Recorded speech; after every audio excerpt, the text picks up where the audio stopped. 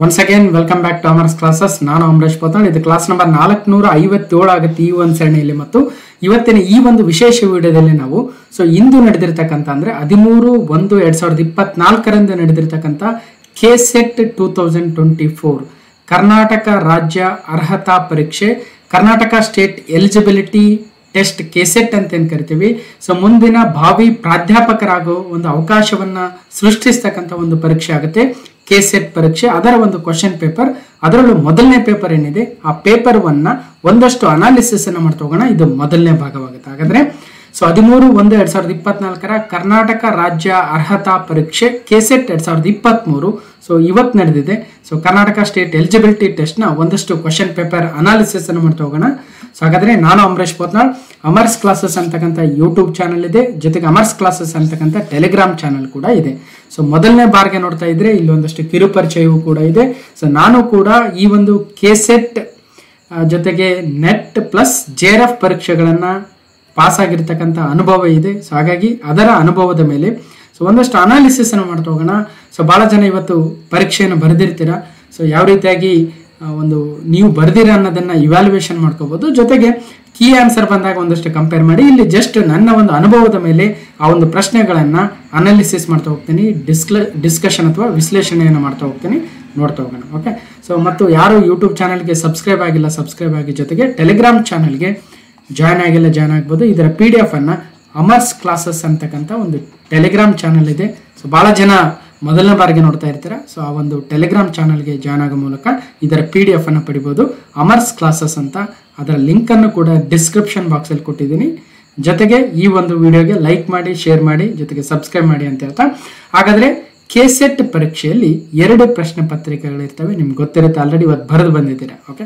ಹಾಗಾದ್ರೆ ಪತ್ರಿಕೆ 1 100 ಅಂಕಗಳಿಗೆ ಒಟ್ಟು 50 ಪ್ರಶ್ನೆಗಳು ಮತ್ತು ಕಡ್ಡಾಯವಾಗಿರುತ್ತೆ. 1 ಗಂಟೆ 10 ರಿಂದ 11 ಗಂಟೆ ಬರೆದಿರ್ತಾರೆ. ಅದೆಲ್ಲ ಗೊತ್ತಿರ್ತಕ್ಕಂಥದ್ದೇ. ಇನ್ನು ಎರಡನೇ ಪೇಪರ್ ಆಯಾ ಸಬ್ಜೆಕ್ಟ್ ಮೇಲೆ ಇರುತ್ತೆ. ಓಕೆ. ಅದು ಕೂಡ 100 ಪ್ರಶ್ನೆಗಳಿರ್ತವೆ, 200 ಮಾರ್ಕ್. ಒಂದೊಂದು ಪ್ರಶ್ನೆ 2 ಮಾರ್ಕ್, ಸೇಮ್ 2 ಅವರ್ಸ್ ಬರೆದಿದ್ದೀರಿ ಈಗ ಆಲ್ರೆಡಿ. ಇಲ್ಲಿ ಗಮನಿಸಬೇಕಾಗಿರ್ತಕ್ಕಂಥದ್ದು ಪತ್ರಿಕೆ 1ರ ಸಿಲೆಬಸ್ ಏನಿತ್ತು ಅಲ್ವಾ. ಸಾಮಾನ್ಯ ಪತ್ರಿಕೆಯು ಬೋಧನೆ ಮತ್ತು ಬುದ್ಧಿ ಸಾಮರ್ಥ್ಯಕ್ಕೆ ಅನುಗುಣವಾಗಿರುತ್ತೆ ಅಂತ ಹೇಳ್ತಾರೆ. ಈ ಪತ್ರಿಕೆಯು ಅಭ್ಯರ್ಥಿಗಳ ಸಾಮಾನ್ಯ ಪತ್ರಿಕೆಯಾಗಿದ್ದು ಸಾಮಾನ್ಯ ಜ್ಞಾನ, ಬೋಧನೆ ಮತ್ತು ಸಂಶೋಧನೆಯ ಅಭಿರುಚಿಗೆ ಸಂಬಂಧಿಸಿರುತ್ತೆ. ಅಂದ್ರೆ ಒಬ್ಬ ಮಾಸ್ಟರ್ ಡಿಗ್ರಿ ಆಗಿರ್ತಕ್ಕಂಥ ಅಭ್ಯರ್ಥಿ ತನ್ನ ಒಂದು ಬೋಧನೆಯಿಂದ ತನ್ನ ಒಂದು ಸಂಶೋಧನಾ ಮನಸ್ಥಿತಿ ಆತನದ್ದು ಯಾವ ರೀತಿಯಾಗಿದೆ ಅನ್ನೋದನ್ನು ಕೂಡ ಇದು ಟೆಸ್ಟ್ ಮಾಡ್ತಾ ಹೋಗುತ್ತೆ. ಜೊತೆಗೆ ಅಭ್ಯರ್ಥಿಗಳ ಸಾಮಾನ್ಯ ತಿಳುವಳಿಕೆಗಳು, ಗ್ರಹಿಸುವ ಯೋಚನಾ ಸಾಮರ್ಥ್ಯವನ್ನು ಅಳೆಯುವಂತದ್ದಾಗಿರುತ್ತೆ.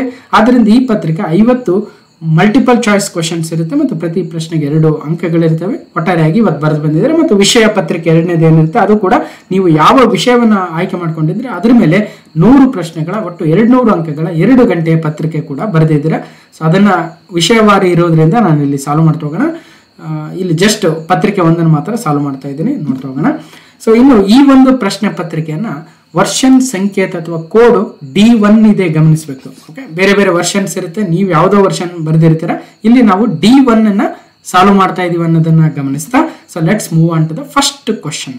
ಏನಿದೆ D1 ಸೀರೀಸ್ ಅಲ್ಲಿ ಮೊದಲನೇ ಪ್ರಶ್ನೆ. ಇಲ್ಲಿ ನಾನು ಇಂಗ್ಲಿಷ್ ಮತ್ತು ಕನ್ನಡ ಎರಡನ್ನೂ ಕೂಡ ಹೇಳ್ತಾ ಹೋಗ್ತೀನಿ. ಬಹಳ ಜನ ಮಾಸ್ಟರ್ ಡಿಗ್ರಿ ಆಗಿರೋದ್ರಿಂದ ಇಂಗ್ಲಿಷ್ ರೆಫರ್ ಮಾಡ್ತಾ ಇರ್ತಾರೆ. ಕೆಲವೊಂದು ಸಬ್ಜೆಕ್ಟ್ ಹ್ಯುಮ್ಯಾನಿಟೀಸ್ ಸಬ್ಜೆಕ್ಟ್ ಅವರು ಕನ್ನಡವನ್ನ ರೆಫರ್ ಮಾಡ್ತಾ ಇರ್ತಾರೆ. ಅದಕ್ಕೋಸ್ಕರ ಎಲ್ರಿಗೂ ಅನುಕೂಲ ಆಗೋ ತರ ಇಲ್ಲಿ ಡಿಸ್ಕಷನ್ ಮಾಡ್ತಾ ಹೋಗೋಣ. ಇದು ಕೇವಲ ಇವತ್ತು ಬರೆದಿರ್ತಕ್ಕಂಥವ್ರಿಗೆ ಮಾತ್ರ ಅಲ್ಲ, ಮುಂದಿನ ಒಂದು ಕೆಸೆಟ್ಗೆ ರೆಡಿ ಆಗಿರ್ತಕ್ಕಂಥವ್ರಿಗೆ ಅಥವಾ ಬೇರೆ ಬೇರೆ ನಮ್ಮ ಸ್ಪರ್ಧಾತ್ಮಕ ಪರೀಕ್ಷೆಯ ಅಭ್ಯರ್ಥಿಗಳು ಕೂಡ ನೋಡ್ತಾ ಇರ್ತೀರಾ. PSI ಎಕ್ಸಾಮ್ಗೆ ಇನ್ನೇನು ಜಸ್ಟ್ ಒಂದು 10 ಡೇಸ್ ಇದೆ. PSIಗೂ ಕೂಡ KA ನಡೆಸ್ತಾ ಇರೋದ್ರಿಂದ ಇಲ್ಲಿನ ಪ್ರಶ್ನೆಗಳು ರಿಪೀಟ್ ಆಗ್ತಕ್ಕಂಥ ಚಾನ್ಸಸ್ ಇರುತ್ತೆ. ಕೇವಲ ಪ್ರಶ್ನೆಗಳಲ್ಲ, ಆ ಟಾಪಿಕ್ ಕೂಡ ರಿಪೀಟ್ ಆಗ್ಬೋದು. ಇಲ್ಲಿ ನಾವು ಕನ್ವೆನ್ಷನ್ಸ್ ಅಂಡ್ ಪ್ರೋಟೋಕಾಲ್ಸ್ ಅಂತ ಮಾತಾಡ್ತೀವಿ. ಕನ್ವೆನ್ಷನ್ಸ್ ಅಂಡ್ ಪ್ರೋಟೋಕಾಲ್ಸ್ ಅಂತ ಅಂದ್ರೆ ವಿವಿಧ ಪ್ರಪಂಚದ ಸಮ್ಮೇಳನಗಳಾಗಿರ್ಬೋದು, ಕೆಲವೊಂದು ಕನ್ವೆನ್ಷನ್ಸ್ಗಳು, ಪ್ರೋಟೋಕಾಲ್ಗಳು ಅಂತ ಕರಿತೀವಿ, ರಿಯೋ ಅರ್ತ್ ಸಮಿಟ್ಸ್ ಅಂತ ಕರಿತೀವಿ. ಅದರ ಮೇಲೆ ಒಂದಷ್ಟು ಪ್ರಶ್ನೆಗಳು ಕೂಡ ಬಂದಿದ್ದಾವೆ. ನೋಡ್ತಾ ಹೋಗೋಣ. ಮೊದಲನೇ ಪ್ರಶ್ನೆ ಕೂಡ ಪ್ರೋಟೋಕಾಲ್ ಮೇಲೆ ಇದೆ. ಏನಿದೆ? Cartagena protocol on biosafety is part of which of the following protocols. ಅಂದ್ರೆ ಕಾರ್ಟೆಜೆನಾ ಪ್ರೋಟೋಕಾಲ್ ಅಂತ ನಾವು ಸಪರೇಟ್ ಆಗಿ ಒಂದು ಕನ್ವೆನ್ಷನ್ಸ್ ಅಂಡ್ ಪ್ರೋಟೋಕಾಲ್ ಅಂತಕ್ಕಂಥ ಎನ್ವಿರಾನ್ಮೆಂಟ್ ಟಾಪಿಕ್ ಮೇಲೆ ಸಪರೇಟ್ ವಿಡಿಯೋನ ಮಾಡಿದ್ವಿ. ಅದರಲ್ಲಿ ಡಿಸ್ಕಷನ್ ಅನ್ನು ಮಾಡಿದ್ವಿ. ಕಾರ್ಟೆಜೆನಾ ಪ್ರೋಟೋಕಾಲ್ ಆನ್ ಬಯೋಸೇಫ್ಟಿ ಈ ಕೆಳಗಿನ ಯಾವ ಪ್ರೋಟೋಕಾಲ್ಗಳ ಭಾಗವಾಗಿದೆ ಅಂದ್ರೆ ಇಲ್ಲಿ ಒಂದು ಕಾರ್ಟಜನ ಪ್ರೋಟೋಕಾಲ್ ಅಂತಕ್ಕಂಥದ್ದು ಯಾವ ಒಂದು ಕನ್ವೆನ್ಷನ್ ನ ಭಾಗವಾಗಿದೆ ಅಂದಂಗೆ ಇಲ್ಲಿ ಪ್ರಶ್ನೆ.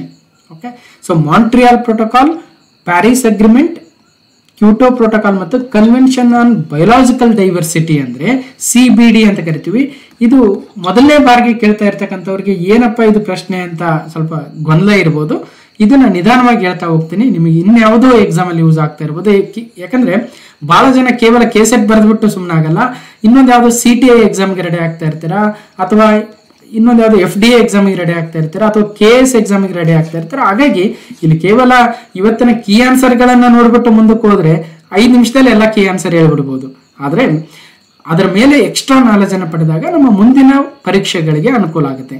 ಇಲ್ಲ ಸರ್ ನಾವು ಕೇವಲ ಕೀ ಆನ್ಸರ್ಗೋಸ್ಕರ ಬಂದಿದೀವಿ ಅಂದ್ರೆ ಸುಮ್ಮನೆ ಒಂದು ಅರ್ಧ ಗಂಟೆ ವೇಸ್ಟ್ ಆಗುತ್ತೆ. ನಾನು ಬೇರೆ ಬೇರೆ ವಿಚಾರಗಳ ಮೇಲೆ ಮಾತಾಡ್ತಾ ಹೋಗ್ತೀನಿ, ಕೀ ಆನ್ಸರ್ ಮಾತ್ರ ಅಲ್ಲ. ಹಾಗಾಗಿ ನಿಮಗೆ ಡಿಸಪಾಯಿಂಟ್ ಆಗ್ಬೋದು. ಕೀ ಆನ್ಸರ್ಗೆ ಬೇರೆ ನೋಡ್ಕೋಬಹುದು ನೀವು, ನಾನು ಎಕ್ಸ್ಪ್ಲನೇಷನ್ ಕೊಡೋದು ನನ್ನ ಧರ್ಮ. ಓಕೆ, ನೋಡ್ತಾ ಹೋಗೋಣ ಹಾಗಾದ್ರೆ. ಸೊ ಕಾರ್ಟಜನ ಪ್ರೋಟೋಕಾಲ್ ಆನ್ ಬಯೋಸೇಫ್ಟಿ ಮತ್ತು convention on biological diversity, Kyoto protocol, Paris agreement ಮತ್ತು ಮಾಂಟ್ರಿಯಲ್ ಪ್ರೋಟೋಕಾಲ್ ಅಂತ ಏನಿವು ಅಂತ ನಿಮ್ಗೆ ಅನಿಸ್ತಾ ಇರಬಹುದು. ಅವುಗಳ ಬಗ್ಗೆ ಒಂದು ಸ್ವಲ್ಪ ಎಕ್ಸ್ಪ್ಲನೇಷನ್ ಕೊಟ್ಟು ನಿಮ್ಮಿಂದನೇ ಆನ್ಸರ್ ತರಿಸ್ತಕ್ಕಂಥ ಪ್ರಯತ್ನವನ್ನ ಮಾಡ್ತೀನಿ. ಯಾಕಂದ್ರೆ ಇದು ನಾವು ಬರಿತಾ ಇರೋದು KCET ಎಕ್ಸಾಮ್ ಅಂದ ತಕ್ಷಣ ನಾವು ಹುಡುಗರಿಗೆ ಯಾವ ರೀತಿಯಾಗಿ ಅರ್ಥ ಮಾಡಿಸ್ಬೇಕು ಅಲ್ವಾ. ಸೊ ವಿದ್ಯಾರ್ಥಿಗಳಿಗೆ ಒಂದು ಟಾಪಿಕ್ ಅನ್ನ ಅರ್ಥ ಮಾಡಿಸ್ತಕ್ಕಂಥ ಅಪ್ರೋಚ್ ಹೆಂಗಿರ್ಬೇಕು ಅಂದ್ರೆ ಮೊದಲೇ ಆನ್ಸರ್ ಹೇಳಿದ್ರೆ ಸ್ವಲ್ಪ ಕಷ್ಟ ಆಗುತ್ತೆ. ಈ ಒಂದು ಪ್ರಶ್ನೆಯಲ್ಲಿ ಮಾತ್ರ ಈ ತರ ಹೇಳಿ ನಿಮಗೆ ಒಂದ್ ಸ್ವಲ್ಪ ಟೀಚಿಂಗ್ ಮೆಥಡ್ ಅನ್ನು ಕೂಡ ಹೇಳ್ದಂಗೆ ಆಗುತ್ತೆ. ಹಾಗಂತ ನಾನೇನು ದೊಡ್ಡ ಇದಂತಲ್ಲ, ಅಟ್ ಲೀಸ್ಟ್ ಒಂದು ಅಪ್ರೋಚ್ ಅನ್ನ ನಾವೆಲ್ಲರೂ ಕೂಡ ಅಪ್ಲೈ ಮಾಡ್ಕೊಳ್ಬೇಕಾಗತ್ತೆ. ಯಾಕಂದ್ರೆ ನೀವು ಕೂಡ ಈಗ ಆಲ್ರೆಡಿ ಪಾಠ ಮಾಡ್ತಾ ಇರ್ತೀರಾ, ನೀವು ಕೂಡ ಟೀಚರ್ಗಳಾಗಿರ್ತೀರಾ ಅಲ್ವಾ, ಬೇರೆ ಬೇರೆ ಕಾಲೇಜ್ ಆಗಿರ್ಬೋದು ಅಥವಾ ಬೇರೆ ಬೇರೆ ಸ್ಕೂಲ್ಗಳಲ್ಲಿ ಅಲ್ವಾ. ಸೊ ಅದೆಲ್ಲ ಇದ್ದಿದ್ದೆ. ನೋಡೋಣ, ನಮ್ಮ ಅಪ್ರೋಚ್ ಅನ್ನು ಇಲ್ಲಿ ನೋಡ್ತಾ ಹೋಗೋಣ. ಮೊದಲನೇದಾಗಿ Cartagena protocol on biosafety, Montreal protocol, Paris agreement, Kyoto protocol, convention on biological diversity ಇವೆಲ್ಲವುಗಳ ಬಗ್ಗೆ ತಿಳ್ಕೊಬೇಕಂದ್ರೆ ನಾವು 1972ಕ್ಕೆ ಹೋಗ್ಬೇಕಾಗತ್ತೆ. ಏನು 1972? ಸೊ 1972ರಲ್ಲಿ ಸ್ಟಾಕ್ಹೋಮ್ ಅಲ್ಲಿ ಒಂದು ಕಾನ್ಫರೆನ್ಸ್ ಆಗುತ್ತೆ, ಸ್ಟಾಕ್ಹೋಮ್ ಕಾನ್ಫರೆನ್ಸ್ ಅಂತ. ಆ 1972ರ ಸ್ಟಾಕ್ಹೋಮ್ ಕಾನ್ಫರೆನ್ಸ್ ಅಲ್ಲಿ ನಮ್ಮ ಪ್ರಪಂಚದಲ್ಲಿರ್ತಕ್ಕಂಥ ವಿವಿಧ ನೈಸರ್ಗಿಕ ಸಂಪನ್ಮೂಲಗಳನ್ನ ಉಳಿಸ್ಕೊಂಡು ಮುಂದಿನ ಜನಾಂಗಕ್ಕೆ ಬೆಳೆಸ್ಕೊಂಡು ಹೋಗ್ಬೇಕು ಅನ್ನೋ ಉದ್ದೇಶವನ್ನು ಇಟ್ಕೊಂಡು ಒಂದು ದೊಡ್ಡ ಸಮಾವೇಶವನ್ನು ಮಾಡ್ತಾರೆ. ಆ ಸಮಾವೇಶವೇ ಸ್ಟಾಕ್ಹೋಮ್ ಕಾನ್ಫರೆನ್ಸ್ ಆಗುತ್ತೆ. ಅದಾದ ಸರಿಯಾದ 20 ವರ್ಷಗಳ ನಂತರ 1992 ನೋಡಿ, 1972 ಸ್ಟಾಕ್ಹೋಮ್ ಕಾನ್ಫರೆನ್ಸ್ ಆದ್ರೆ 1992 ಬ್ರೆಜಿಲ್ನಲ್ಲಿ ಮತ್ತೊಂದು ಕಾನ್ಫರೆನ್ಸ್ ಸಮಿಟ್ ನಡೀತಾ. ಅದನ್ನೇ ನಾವು ಬ್ರೆಜಿಲ್ನ Rio de Janeiro earth summit ಅಥವಾ ಭೂ ಶೃಂಗ ಸಭೆ ಅಂತ ಕರಿತೀವಿ. ಅದನ್ನ ಅಫಿಷಿಯಲ್ ಆಗಿ United Nations conference on environment and development UNCED ಅಂತೀವಿ. ಜನರಲ್ ಆಗಿ ಭೂ ಶೃಂಗ ಸಭೆ ಅಥವಾ ರಿಯೋ ಕಾನ್ಫರೆನ್ಸ್ ಅಥವಾ ಅರ್ತ್ ಸಮಿಟ್ ಅಂತೀವಿ. ಇಲ್ಲಿ ಬಹಳ ವಿಚಾರಗಳಿದಾವೆ, ಅವು ಬೇಡ. ಒಟ್ಟಾರೆಯಾಗಿ ಬ್ರೆಜಿಲ್ನ ಜನೈರೋ ಅಥವಾ ಭೂ ಶೃಂಗ ಸಭೆಯಲ್ಲಿ ಔಟ್ಕಮ್ ಏನಾಯಿತು ಅನ್ನೋದು ಇಲ್ಲಿ ಮ್ಯಾಟ್ರ್. ಓಕೆ, ಔಟ್ಕಮ್ ಅಲ್ಲಿ 5 ಅಥವಾ 6 ವಿಚಾರಗಳು ಹೊರ ಬರ್ತವೆ. ಮೊದಲನೇದು ರಿಯೋ ಡಿಕ್ಲರೇಷನ್, ಮತ್ತೊಂದು ಅಜೆಂಡಾ 21, ಮತ್ತೊಂದು ಫಾರೆಸ್ಟ್ ಪ್ರಿನ್ಸಿಪಲ್ಸ್, ಮತ್ತೊಂದು Convention on biological Diversity CBD. ಅದು ನಮ್ಮ ಕ್ವಶನ್ ಅಲ್ಲಿ ಬಂದಿದೆ. ಕನ್ವೆನ್ಷನ್ ಆನ್ ಬಯೋಲಾಜಿಕಲ್ ಡೈವರ್ಸಿಟಿ ಏನಿದೆ? Convention on biological Diversity. Okay, ಅದಕ್ಕಿಂತ ಮುಂಚೆ ಇನ್ನೆರಡಿದಾವೆ, ಅದನ್ನು ಹೇಳ್ಬಿಡ್ತೀನಿ. ಮತ್ತೆರಡು ಅಂದ್ರೆ ಒಂದು United Nations Framework Convention on Climate Change UNFCCC ಅಂತೀವಿ, ಹವಾಮಾನ ಬದಲಾವಣೆ. ಮತ್ತೊಂದು UNCCD United Nations Convention to Combat the Desertification. ಏನಿಲ್ಲ, ಈ ಒಂದು ಭೂ ಶೃಂಗ ಸಭೆಗಳ ಉದ್ದೇಶ ಏನಾಗಿತ್ತು ಅಂದ್ರೆ ಪ್ರಪಂಚದಲ್ಲಿ ಒಂದು ಜೈವಿಕ ವೈವಿಧ್ಯತೆಯನ್ನ ಕಾಪಾಡ್ಕೊಳ್ಬೇಕು, ಎರಡನೇದು ಹವಾಮಾನ ಬದಲಾವಣೆಯನ್ನ ತಡಿಬೇಕು, ಮತ್ತೊಂದು ಮರುಭೂಮೀಕರಣವನ್ನು ಕೂಡ ತಡಿಬೇಕು. ಈ 3 ಕನ್ವೆನ್ಷನ್ಗಳಲ್ಲಿ ಪ್ರಮುಖವಾಗಿರ್ತಕ್ಕಂಥದ್ದು ಜೈವಿಕ ವೈವಿಧ್ಯತೆ ಅಥವಾ ಕನ್ವೆನ್ಷನ್ ಆನ್ ಬಯೋಲಾಜಿಕಲ್ ಡೈವರ್ಸಿಟಿ. ಆ ಕನ್ವೆನ್ಷನ್ ಆನ್ ಬಯೋಲಾಜಿಕಲ್ ಡೈವರ್ಸಿಟಿ ಜೈವಿಕ ವೈವಿಧ್ಯತೆಯನ್ನ, UNFCCC ಹವಾಮಾನ ಬದಲಾವಣೆಯನ್ನ, UNCCD ಮರುಭೂಮೀಕರಣವನ್ನ ತಡೆಯೋದಾಗಿತ್ತು. Okay, so right. ಹಾಗಾದ್ರೆ UNFCCC ಹವಾಮಾನ ಬದಲಾವಣೆಯನ್ನು ತಡೆಯೋದಕ್ಕೇನಿತ್ತು, ಆ ಒಂದು ತಡೆಯೋದಕ್ಕೆ ಮೀಟಿಂಗ್ಗಳೇನದವು, ಅದರಲ್ಲಿ ಒಂದಷ್ಟು ರೂಲ್ಸ್ಗಳು ಬರ್ತವೆ. ಅದರಲ್ಲಿ ಕ್ಯೂಟೋ ಪ್ರೋಟೋಕಾಲ್ ಅಂತ ಬರುತ್ತೆ. ಕ್ಯೂಟೋ ಪ್ರೋಟೋಕಾಲ್ ಅಂದ್ರೆ ಹಸಿರು ಮನೆ ಅನಿಲಗಳನ್ನ ಹೊರಸೂಸುವಿಕೆಯನ್ನ ಕಡಿಮೆ ಮಾಡಬೇಕು. ಗ್ರೀನ್ ಹೌಸ್ ಗ್ಯಾಸಸ್ ಅಂತ ಕರಿತೀವಲ್ವ, ಕಾರ್ಬನ್ ಡೈಆಕ್ಸೈಡ್, ಮೀಥೇನ್, ಇವುಗಳನ್ನ ನಾವು ಏನು ವಾತಾವರಣಕ್ಕೆ ಬಿಡ್ತಾ ಇದೀವಿ ಅದನ್ನ ಕಡಿಮೆ ಮಾಡ್ಬೇಕನ್ನೋದೇ ಕ್ಯೂಟೋ ಪ್ರೋಟೋಕಾಲ್. ಓಕೆ, ಅದೇ ರೀತಿಯಾಗಿ ದೋಹಾ ಅಮೆಂಡ್ಮೆಂಟ್ ಬರುತ್ತೆ, ಬಾಲಿ ಸಮಿತ್ ಬರುತ್ತೆ, ಪ್ಯಾರಿಸ್ ಅಗ್ರಿಮೆಂಟ್ ಬರ್ತವೆ. ಇವೆಲ್ಲವೂ ಕೂಡ ಹವಾಮಾನ ಬದಲಾವಣೆಗೆ ಇರ್ತಕ್ಕಂಥದ್ದನ್ನು ಗಮನಿಸಬೇಕು. ಪ್ರಶ್ನೆಯಲ್ಲಿ ಬಂದಿರತಕ್ಕಂಥದ್ದು ಬಯೋಸೇಫ್ಟಿ. ಬಯೋಸೇಫ್ಟಿ ಬಗ್ಗೆ ಪ್ಯಾರಿಸ್ ಅಗ್ರಿಮೆಂಟ್ ಮಾತಾಡಲ್ಲ, ಕ್ಯೋಟೋ ಪ್ರೋಟೋಕಾಲ್ ಮಾತಾಡಲ್ಲ, ಮಾಂಟ್ರಿಯಲ್ ಪ್ರೋಟೋಕಾಲ್ ಮಾತಾಡಲ್ಲ. ಯಾಕಂದ್ರೆ ಇವೆಲ್ಲವೂ ಪ್ಯಾರಿಸ್ ಅಗ್ರಿಮೆಂಟ್, ಕ್ಯೋಟೋ ಪ್ರೋಟೋಕಾಲ್ಗಳು UNFCCC ಬಗ್ಗೆ ಅಂಡರ್ ಅಲ್ಲಿ ಬರ್ತವೆ. UN framework Convention on Climate change. Convention on biological diversity under ಅಲ್ಲಿ ಬರಲ್ಲ. ನೋಡೋಣ ಕನ್ವೆನ್ಷನ್ ಆನ್ ಬಯೋಲಾಜಿಕಲ್ ಡೈವರ್ಸಿಟಿ ಅಂದ್ರೆ ಏನು. ಸೊ ಜೀವ ವೈವಿಧ್ಯತೆಯನ್ನು ಉಳಿಸ್ತಕ್ಕಂಥ ಒಂದು ಸಮ್ಮೇಳನ. ಅದರಲ್ಲಿ ಕಾರ್ಟೆಜೆನಾ ಪ್ರೋಟೋಕಾಲ್ ಬರುತ್ತೆ. ಇದು ತಂತ್ರಜ್ಞಾನ ಅಭಿವೃದ್ಧಿ, ವರ್ಗಾವಣೆ, ಲಾಭ ಹಂಚಿಕೆ ಮತ್ತು ಜೈವಿಕ ಸುರಕ್ಷತಾ ಸಮಸ್ಯೆಗಳನ್ನು ಪರಿಹರಿಸುತ್ತೆ. ಯಾವುದು? ಕನ್ವೆನ್ಷನ್ ಆನ್ ಬಯೋಲಾಜಿಕಲ್ ಡೈವರ್ಸಿಟಿಯಲ್ಲಿ ಮತ್ತೆ ಕಾರ್ಟೆಜೆನಾ ಪ್ರೋಟೋಕಾಲ್. ಹಾಗಾಗಿ ಕಾರ್ಟೆಜೆನಾ ಪ್ರೋಟೋಕಾಲ್ ಆನ್ ಬಯೋಸೇಫ್ಟಿ ಬರ್ತಕ್ಕಂಥದ್ದು ಯಾವುದರಲ್ಲಿ ಅಂದ್ರೆ ಕನ್ವೆನ್ಷನ್ ಆನ್ ಬಯೋಲಾಜಿಕಲ್ ಡೈವರ್ಸಿಟಿ ಆಗುತ್ತೆ. ಅರ್ಥ ಆಯ್ತು ಅನ್ಕೊಳ್ತೀನಿ. Let's move on to the next question 2. Two statements are given below. One is labeled as assertion and the other is labeled as reason. Choose the correct code for your answer. Okay, ಅಂದ್ರೆ ಎರಡು ಹೇಳಿಕೆಗಳನ್ನು ನೀಡಲಾಗಿದೆ. ಒಂದನ್ನ ಪ್ರತಿಪಾದನೆ ಎಂದು label ಮಾಡಲಾಗಿದೆ ಮತ್ತು ಇನ್ನೊಂದನ್ನ ಕಾರಣ ಎಂದು ಲೇಬಲ್ ಮಾಡಲಾಗಿದೆ. ನಿಮ್ಮ ಉತ್ತರಕ್ಕಾಗಿ ಸರಿಯಾದ ಕೋಡ್ ಅನ್ನು ಆಯ್ಕೆ ಮಾಡಿ. ಫಸ್ಟ್ ಇಂಗ್ಲಿಷು ಅಸರ್ಷನ್ ಏನಿದೆ ಅಥವಾ ಹೇಳಿಕೆ ಅಥವಾ ಪ್ರತಿಪಾದನೆ ಏನಿದೆ ಅಂದ್ರೆ lakes are considered to be more susceptible to pollution than rivers. Okay, river ಅಂದ್ರೇನು? ನದಿಗಳು ಹರಿತಾ ಇರ್ತವೆ. ಸೊ ಮಳೆ ಬಿದ್ದಂಗೆಲ್ಲ ನದಿಯಲ್ಲಿರ್ತಕ್ಕಂಥ ನೀರು ಒಂದು ಪ್ರದೇಶದಿಂದ ಮತ್ತೊಂದು ಪ್ರದೇಶಕ್ಕೆ ಹೋಗಿ ಕೊನೆಗೆ ಸಮುದ್ರವನ್ನ ಸೇರುತ್ತೆ. ಸೊ ಈಗ ನಮ್ಮ ಭಾರತದಲ್ಲಿ ನಾವು ಎರಡು ರೀತಿಯ ನದಿಗಳನ್ನು ನೋಡ್ತೀವಿ. ಒಂದು ಪಶ್ಚಿಮ ಅಭಿಮುಖವಾಗಿರ್ತಕ್ಕಂಥ ನದಿಗಳು ಹೋಗಿ ಅರಬ್ಬಿ ಸಮುದ್ರವನ್ನು ಸೇರಿದ್ರೆ, ಪೂರ್ವದ ಅಭಿಮುಖವಾಗಿರ್ತಕ್ಕಂಥ ನದಿಗಳು ಹೋಗಿ ಬಂಗಾಳ ಕೊಲ್ಲಿಯನ್ನು ಸೇರುತ್ತೆ. ನದಿಯಲ್ಲಿ ಎಷ್ಟೇ ಕೊಳೆ ಇದ್ರೂ ಕೂಡ ಪ್ರತಿ ಮಳೆಗಾಲದಲ್ಲಿ ಆ ಕೊಳೆ ಹೋಗಿ ಕ್ಲೀನ್ ಆಗುತ್ತೆ ನದಿ.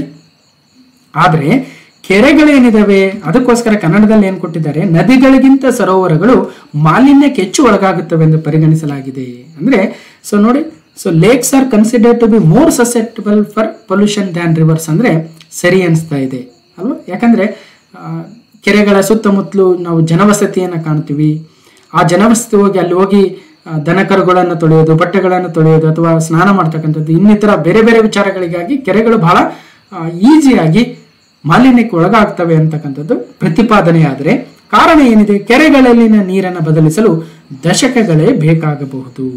ಅಂದ್ರೆ ಸೊ ಇಲ್ಲಿ water in lakes may take decades to be replaced. ಅಂದ್ರೆ ಒಂದು ಇಲ್ಲಿ so both A and R, A is right, R is correct, R is correct explanation of A ಅಂತ ಕೊಡ್ತಾರೆ. ವಾಟರ್ ಇನ್ ಲೇಕ್ಸ್ ಅಂದ್ರೆ ಕೆರೆಗಳಲ್ಲಿನ ನೀರನ್ನು ಬದಲಿಸಲು ದಶಕಗಳೇ ಬೇಕಾಗಬಹುದು.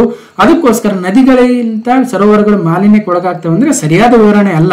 ಇಲ್ಲಿ ವಿವರಣೆ ಏನ್ ಬರ್ಬೇಕಾಗಿತ್ತು ಅಂದ್ರೆ ನೋಡಿ, ಸರೋವರಗಳು ಸುತ್ತಲೂ ಜನವಸತಿ ಇರುತ್ತೆ ಹಾಗೆ ಹೀಗೆ ಅಂತ ಹೇಳಿ ನದಿಗಳಿಗಿಂತಲೂ ಸರೋವರಗಳು ಬೇಗ ಮಾಲಿನ್ಯಕ್ಕೆ ಒಳಗಾಗ್ತವೆ ಅಂತ ಹೇಳ್ಬೇಕಾಗಿತ್ತು. ಅವಾಗ ಬಿ ಸರಿಯಾದ ಉತ್ತರ ಆಗಿರೋದು.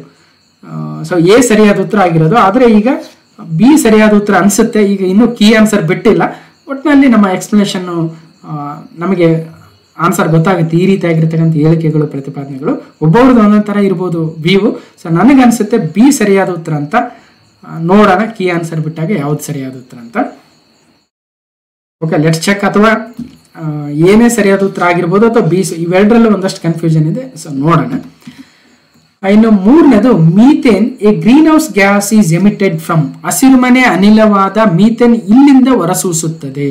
ಸೊ ಲ್ಯಾಂಡ್ ಫಿಲ್ಸ್ ಅಂದ್ರೆ ಈಗ ನಮ್ಮ ಮುನ್ಸಿಪಾಲಿಟಿಗಳು, ಪುರಸಭೆಗಳು ಅಥವಾ ಮಹಾನಗರ ಪಾಲಿಕೆಗಳು ಹೋಗಿ ಆ ಒಂದು ನಗರದ ತ್ಯಾಜ್ಯವನ್ನ ಒಂದು ಕಡೆ ಫಿಲ್ ಮಾಡ್ತಾರೆ. ಫಿಲ್ ಮಾಡಿ ಅದನ್ನ ಮುಚ್ಚಾಕ್ತಾರೆ. ಅದರಿಂದ ಆ ಲ್ಯಾಂಡ್ ಫಿಲ್ಸ್ಗಳಿಂದ ಏನಾಗುತ್ತೆ, ಹೆಚ್ಚಿನ ಮೀಥೇನ್ ಗ್ಯಾಸ್ ಹೊರಬರುತ್ತೆ ಅಂತಕ್ಕಂಥದ್ದು ಒಂದು ವಿಚಾರ. ಸೊ ಕನ್ಸ್ಟ್ರಕ್ಷನ್ ಡೆಬ್ರೀಸ್ ಅಂದ್ರೆ ನಿರ್ಮಾಣ ಅವಶೇಷಗಳು. ಈಗ ಎಲ್ಲೋ ಒಂದು ಮನೆ ಕಟ್ಟಿಸ್ತಾ ಇರ್ತಾರೆ, ಆ ಮನೆಯಿಂದ ಉಳಿದಿರ್ತಕ್ಕಂಥ ಬೇರೆ ಬೇರೆ ವಸ್ತುಗಳನ್ನು ಒಯ್ದು ಎಲ್ಲೋ ಹಾಕ್ತಾರೆ, ಅದರಿಂದ ಮೀಥೇನ್ ಬರುತ್ತೆ ಅಂದ್ರೆ ಇಲ್ಲ, ಬದಲಾಗಿ ಲ್ಯಾಂಡ್ ಫಿಲ್ಸ್ ಇಂದ ಬರುತ್ತೆ. ಇನ್ನು ವೆಟ್ ಲ್ಯಾಂಡ್ಸ್ ಅಥವಾ ಜೌಗು ಪ್ರದೇಶಗಳಿರ್ತಲ್ವ ಅವು ಬಹಳ ಮೀಥೇನ್ ಅನ್ನು ಹೊರಸೂಸ್ತವೆ. ಸೊ ಹಾಗಾಗಿ ಅದು ಕೂಡ. ಮತ್ತು ಈ ವೇಸ್ಟ್ ಇರುತ್ತಲ್ವ, ಈ ವೇಸ್ಟ್ ಅಂದ್ರೆ ಏನು? So electronic waste. ಸೊ ಬೇರೆ ಬೇರೆ ಕಂಪ್ಯೂಟರ್ ವಸ್ತುಗಳಾಗಿರ್ಬೋದು ಅಥವಾ ಈ ಸಿರೆಂಜಸ್ಸು, ಹಾಸ್ಪಿಟಲ್ ವಸ್ತು, ಅವೆಲ್ಲವೂ ಈ ತ್ಯಾಜ್ಯದ ಅಡಿಯಲ್ಲಿ ಬರ್ತವೆ. ಅವುಗಳಿಂದ ಮೀಥೇನ್ ಹೊರಸೂಸಲ್ಲ, ಬದಲಾಗಿ 1 and 3. ಸೊ ಲ್ಯಾಂಡ್ ಫಿಲ್ಸ್ ಮತ್ತು ವೆಟ್ಲ್ಯಾಂಡ್ಸ್, ಭೂ ಕುಸಿತ ಅಂತ ಕೊಟ್ಟಿದ್ದಾರೆ. ಆಕ್ಚುಲಿ ಇದಲ್ಲ, ಲ್ಯಾಂಡ್ ಫಿಲ್ಸ್ ಅಂದ್ರೆ ಬೇರೆನೇ ಮೀನಿಂಗು. ಸೊ ಜೌಗು ಪ್ರದೇಶಗಳು ಅಂತ ಅನ್ಸುತ್ತೆ. 3ಕ್ಕೆ C is the right answer ಅಂತ. ಇನ್ನು 4 ಲಿಸ್ಟ್ 1 ಮತ್ತು ಲಿಸ್ಟ್ 2 ಇದೆ.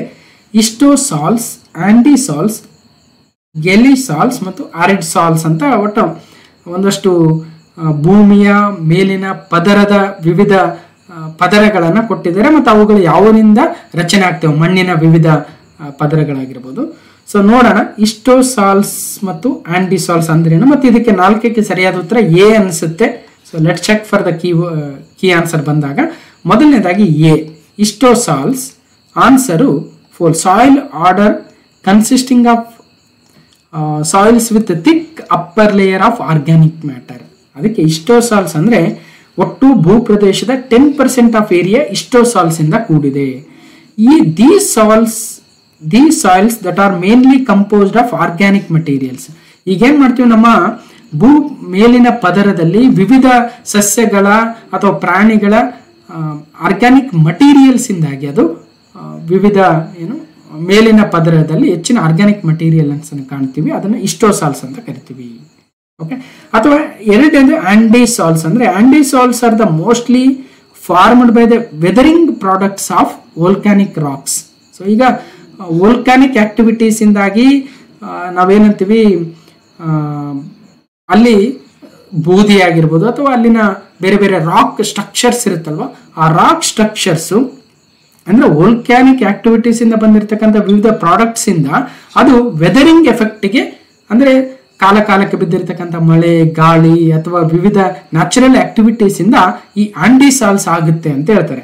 ಹಾಗಾಗಿ andisols so soil order that includes the soil formed on volcanic ash ಅಲ್ವಾ, ನಮ್ಮ ಜ್ವಾಲಾಮುಖಿಗಳಿಂದ ರೂಪುಗೊಂಡಿರ್ತಕ್ಕಂಥ ಮಣ್ಣನ್ನ ನಾವು ಆಂಟಿಸಾಲ್ಸ್ ಅಂತ ಕರಿತೀವಿ. ಹಾಗಾಗಿ 4ಕ್ಕೆ ಎ ಸರಿಯಾದ ಉತ್ತರ ಅನಿಸ್ತಾ ಇದೆ. So let's wait for the key answer ಅಂತೇಳಿ.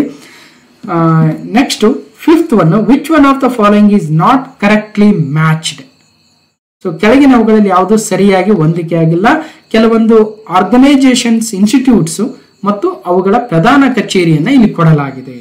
ಸೊ ಯಾವ್ದು ಪ್ರಧಾನ ಕಚೇರಿ, ಸೊ ಏನೇನಿದೆ, ಎಲ್ಲೆಲ್ಲಿದೆ ಅಂತ ನೋಡ್ತಾ ಹೋಗೋಣ. ಮೊದಲನೇದು so centre for ecological sciences ಬೆಂಗಳೂರಲ್ಲಿದೆ ಅಂತ ಹೇಳ್ತಾರೆ.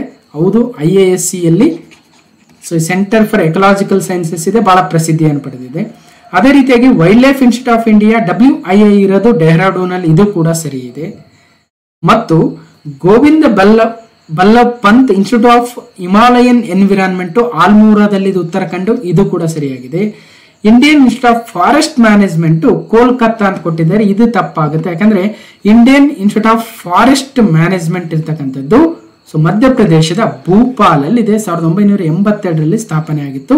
So Indian institute of forest management. So Govind Ballabh Pant national institute of Himalayan environment NIHE so ಇರ್ತಕ್ಕಂಥದ್ದು ಉತ್ತರಾಖಂಡದ ಆಲ್ಮೋರಾದಲ್ಲಿ. ಅದೇ ರೀತಿಯಾಗಿ wild life institute of India ಇರ್ತಕ್ಕಂಥದ್ದು ಉತ್ತರಾಖಂಡದ ಡೆಹ್ರಾಡೂನ್ ಅಲ್ಲಿ.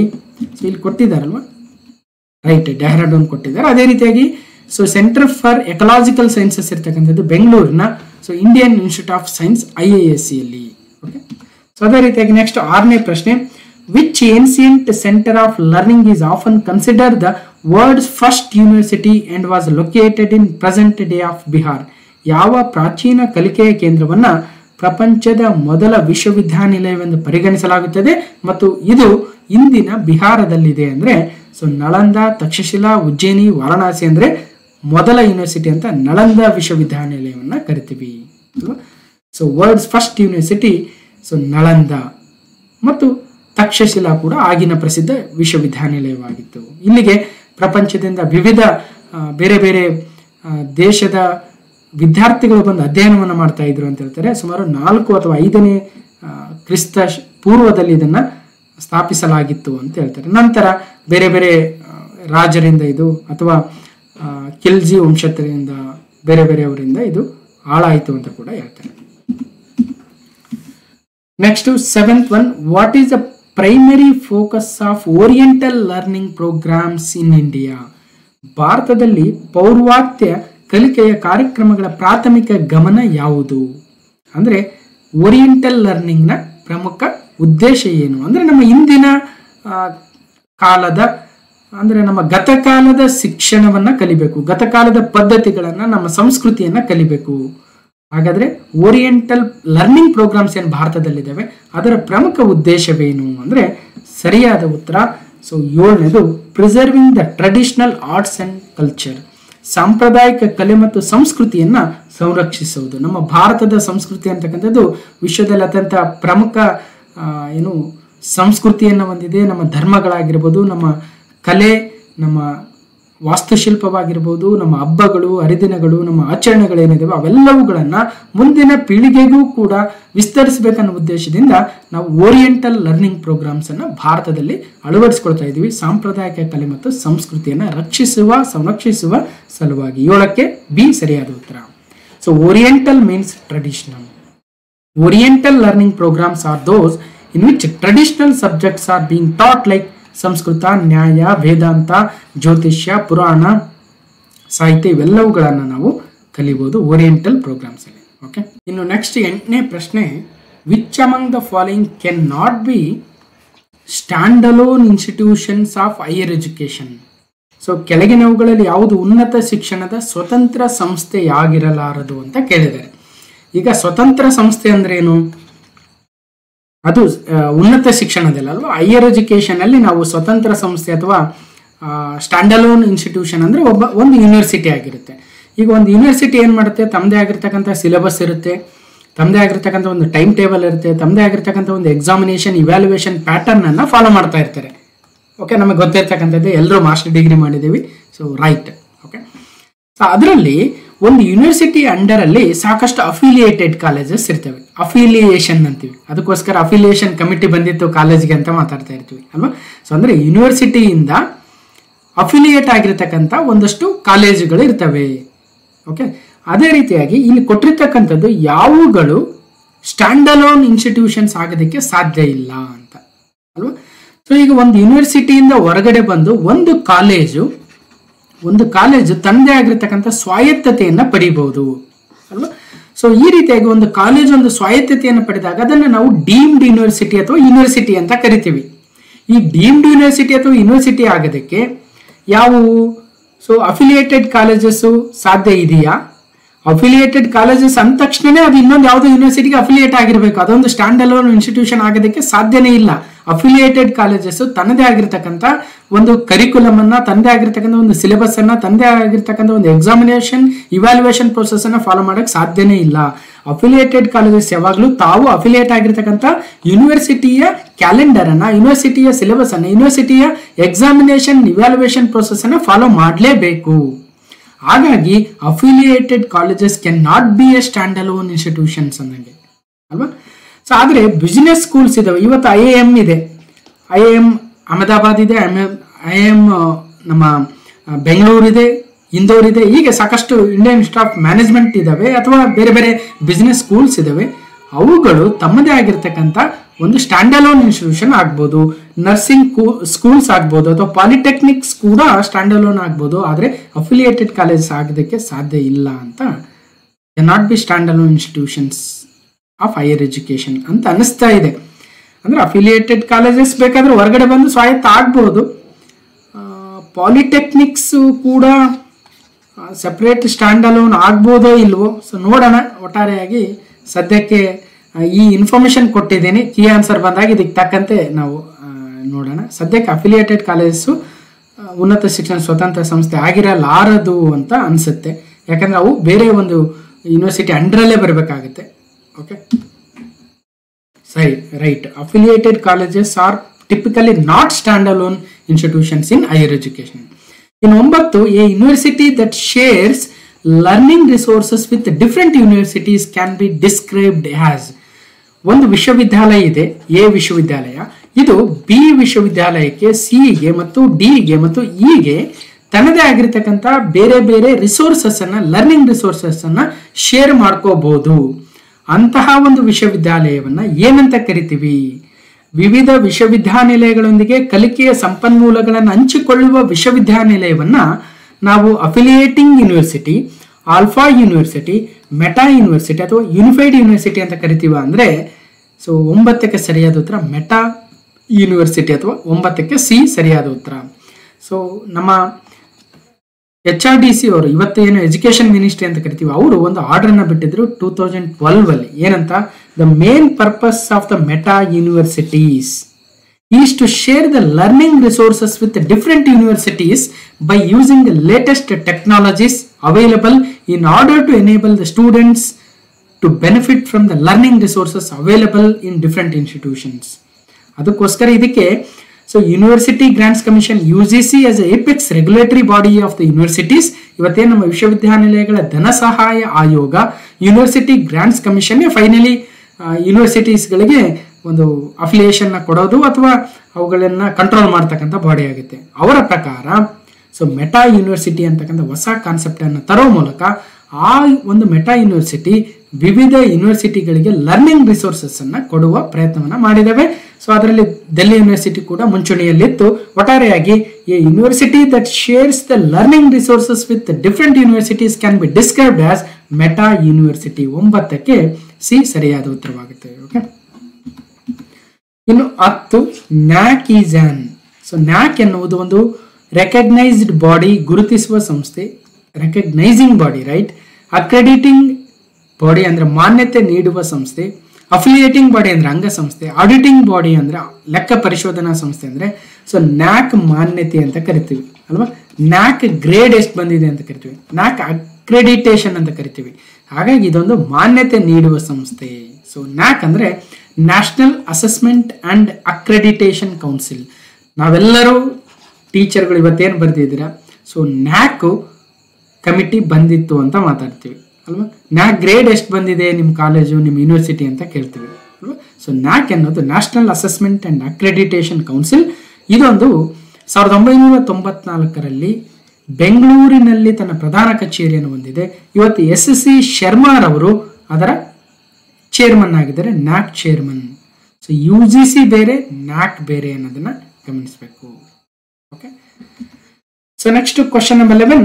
Identify the combination of 3 main aspects of pupil learning which are important for effective teaching from the following and select the correct code. ಈ ಕೆಳಗಿನವುಗಳಿಂದ ಪರಿಣಾಮಕಾರಿ ಬೋಧನೆಗೆ ಮುಖ್ಯವಾದ ಶಿಷ್ಯ ಕಲಿಕೆಯ 3 ಮುಖ್ಯ ಅಂಶಗಳ ಸಂಯೋಜನೆಯನ್ನು ಗುರುತಿಸಿ ಸರಿಯಾದ ಕೋಡ್ ಅನ್ನು ಆಯ್ಕೆ ಮಾಡಿ ಅಂತ ಕೇಳಿದರೆ, ಅಂದ್ರೆ ಒಬ್ಬ ವಿದ್ಯಾರ್ಥಿ, ಒಬ್ಬ ಸ್ಟೂಡೆಂಟು ಲರ್ನಿಂಗ್ ಮಾಡಬೇಕಾದ್ರೆ 3 ಮೇನ್ ಆಸ್ಪೆಕ್ಟ್ಸ್ ಯಾವುವು ಅಂತ ಕೇಳಿದರೆ ಅವ್ರು ಆಪ್ಷನ್ಸ್ ಕೊಟ್ಟಿದ್ದಾರೆ. ಮೊದಲನೇದು pupil attending to the learning experiences, ಕಲಿಕೆಯ ಅನುಭವಗಳಿಗೆ ಹಾಜರಾಗುತ್ತಿರುವ ವಿದ್ಯಾರ್ಥಿ ಮೊದಲನೇದು.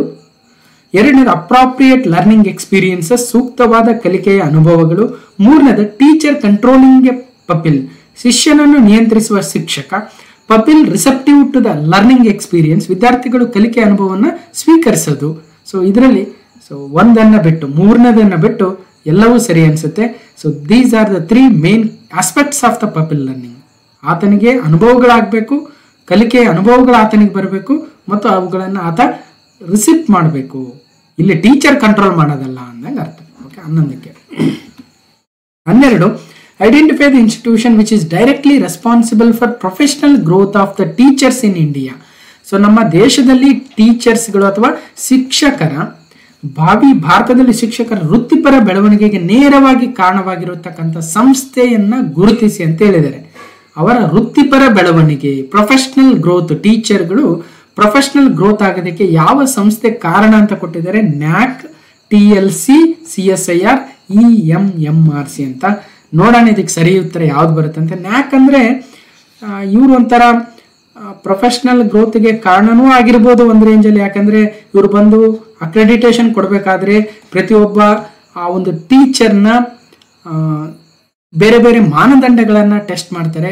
ಆದರೆ ಇಲ್ಲಿ ಕೇವಲ ನ್ಯಾಕ್ ಮಾನ್ಯತೆಯನ್ನು ಪಡಿತಕ್ಕಂಥ ಸಂಸ್ಥೆಗಳಷ್ಟೇ ಅಲ್ಲ, ಪ್ರೊಫೆಷನಲ್ ಟೀಚರ್ಸ್ ಗ್ರೋತ್ ಆಗಬೇಕು ಅಂದರೆ ಇಲ್ಲಿ ಬೇರೆ NBA ಮಾನ್ಯತೆ ಕೂಡ ಇಲ್ಲಿ ಗಮನಿಸಬೇಕು. ನ್ಯಾಕ್ ಕೇವಲ ವಿಶ್ವವಿದ್ಯಾನಿಲಯಗಳಿಗೆ ಮಾನ್ಯತೆಯನ್ನು ಕೊಟ್ಟರೆ NBA ಅಥವಾ AICTದವರು ಟೆಕ್ನಾಲಜಿಕಲ್ ಯೂನಿವರ್ಸಿಟೀಸ್ ಅಥವಾ ಟೆಕ್ನಿಕಲ್ ಪ್ರೋಗ್ರಾಮ್ಸ್ ಅನ್ನ ರನ್ ಮಾಡ್ತಕ್ಕಂಥ ಕಾಲೇಜುಗಳಿಗೆ ಮಾನ್ಯತೆಯನ್ನು ಕೊಡ್ತಾರೆ. ಹಾಗಾಗಿ ಇಲ್ಲಿ ಕೇವಲ ನಾವು ನ್ಯಾಕ್ ಮಾತ್ರ ಎಲ್ಲ ಟೀಚರ್ಸ್ನ ಪ್ರೊಫೆಷನಲ್ ಗ್ರೋತ್ಗೆ ಯೂಸ್ ಆಗುತ್ತೆ ಅಂತ ಹೇಳಕ್ ಬರೋದಿಲ್ಲ. ಅದೇ ಥರ CSIR ಒಂದು ಲ್ಯಾಬ್ ಒಂದು ರಿಸರ್ಚ್ ಇನ್ಸ್ಟಿಟ್ಯೂಟ್ ಆಗುತ್ತೆ ಹೊರತು ಇಲ್ಲಿ ಗ್ರೋತ್ ಆಫ್ ಟೀಚರ್ಸ್ಗೆ ಕಾಂಟ್ರಿಬ್ಯೂಷನ್ ಅಷ್ಟೇನೇ ಇರಲ್ಲ. ಇನ್ನು TLC ಅಂದರೆ ನ್ಯಾಷನಲ್ ಇಲ್ಲ, TLC ಬಗ್ಗೆ ಇಲ್ಲಿ ಮಾಹಿತಿ ಇಲ್ಲ. ಇನ್ನೊಂದು ನೋಡೋದಾದ್ರೆ ನಾವು National Council for Teachers Education NCT ಅನ್ನೋದು ಕೂಡ ಟೀಚರ್ಸ್ಗಳ ಗ್ರೋತ್ಗೆ ಕಾಂಟ್ರಿಬ್ಯೂಷನ್ ಮಾಡುತ್ತೆ. ಮತ್ತೊಂದು EMMRC ಅಂತಿದೆ, ಎಜುಕೇಷನಲ್ ಮಲ್ಟಿಮೀಡಿಯಾ ರಿಸರ್ಚ್ ಸೆಂಟರ್ಸ್ ಅಂತ. ಸೊ ಇದರ ಉದ್ದೇಶ 1986ರಲ್ಲಿ UGC ಇದನ್ನು ತಂತು. ಹಿಂದೆ ಇದನ್ನು ಆಡಿಯೋ ವಿಜುವಲ್ ರಿಸರ್ಚ್ ಸೆಂಟರ್ ಅಂತ ಕರಿತಾ ಇದ್ರು. ಇವತ್ತು ಮತ್ತಷ್ಟು ರಿಸೋರ್ಸ್ಗಳನ್ನು ಹಾಕಿ educational multimedia research centres EMMRC ಅಂತ ಮಾಡಿದ್ದಾರೆ. EMMRC was mainly to use electronic media for the quality enrichment of higher education ಅಂತ ಕೊಟ್ಟಿದ್ದಾರೆ. ಬಟ್ ಹಾಗಾಗಿ ಇಲ್ಲಿ ಸರಿಯಾದ ಉತ್ತರ ಯಾವುದು ಅಂತ ಗೊತ್ತಾಗ್ತಾ ಇಲ್ಲ. ಸೊ ನೋಡೋಣ ಕೀ ಆನ್ಸರ್ ಬಂದಾಗ. ಮತ್ತೊಂದು 13, which of the following is not the characteristic of ಸ್ವಯಂ ಪ್ರಭಾ. ಸ್ವಯಂ ಪ್ರಭಾದ ಫೀಚರ್ಗಳು, ಲಕ್ಷಣಗಳು ಯಾವುದಲ್ಲ ಅಂತ ಕೊಟ್ಟಿದ್ದಾರೆ. ಈ ಸ್ವಯಂ ಪ್ರಭಾ ಅಂತಕ್ಕಂಥದ್ದು DTH ಚಾನೆಲ್ಗಳ ಗುಂಪು, ಗುಣಮಟ್ಟದ ಕಲಿಕೆಯ ಸಂಪನ್ಮೂಲಗಳನ್ನು ಇದರಲ್ಲಿ ಕಾಣಬಹುದು, ಕ್ವಾಲಿಟಿ ಲರ್ನಿಂಗ್ ರಿಸೋರ್ಸಸ್. ಅದೇ ರೀತಿಯಾಗಿ 24/7 ಆಕ್ಸೆಸಿಬಿಲಿಟಿ ಪ್ರವೇಶಕ್ಕೆ ಇರುತ್ತೆ ಸ್ವಯಂ ಪ್ರಭಾಗೆ, ಮತ್ತು ಮೂಕಗಾಗಿ ಇದೊಂದು ವೇದಿಕೆ ಅಲ್ಲ ಅಂತ ಕೊಟ್ಟಿದ್ದಾರೆ. So not the characteristics of ಸ್ವಯಂ ಪ್ರಭಾ ಅಂತ. ಆಕ್ಚುಲಿ ಸ್ವಯಂ ಪ್ರಭಾ ಬಗ್ಗೆ ಹೇಳ್ತಾ ಹೋಗ್ತೀನಿ. ಸ್ವಯಂ Prabha free DTH channels for education. Okay, so ಅಂದ್ರೆ ನಮ್ಮ ಭಾರತ ಸರ್ಕಾರ ತಂದಿರ್ತಕ್ಕಂಥ ಒಂದು DTH ಡೈರೆಕ್ಟ್ ಟು ಹೋಮ್ ಅಂತ ಏನು ಕರಿತೀವಿ, ಒಂದು ಎಜುಕೇಶನಲ್ ಚಾನಲ್ಗಳು. ಇದರಲ್ಲಿ ಸುಮಾರು 40 DTH ಚಾನಲ್ಗಳಿದಾವಂತೆ. ವಿವಿಧ ಸಬ್ಜೆಕ್ಟ್ಗಳನ್ನು ಅಲ್ಲಿ ಟೀಚ್ ಮಾಡ್ತಾ ಹೋಗ್ತಾರೆ, ಅದನ್ನ ಕಲಿಬಹುದು. ಮತ್ತು ಇದು 24/7 ಆಕ್ಸೆಸಿಬಿಲಿಟಿ ಇರುತ್ತಂತೆ, ಸಾಕಷ್ಟು ಲರ್ನಿಂಗ್ ರಿಸೋರ್ಸಸ್ ಇರ್ತವೆ. ಇಲ್ಲಿ which of the following not the characteristics of the ಸ್ವಯಂ ಪ್ರಭಾ.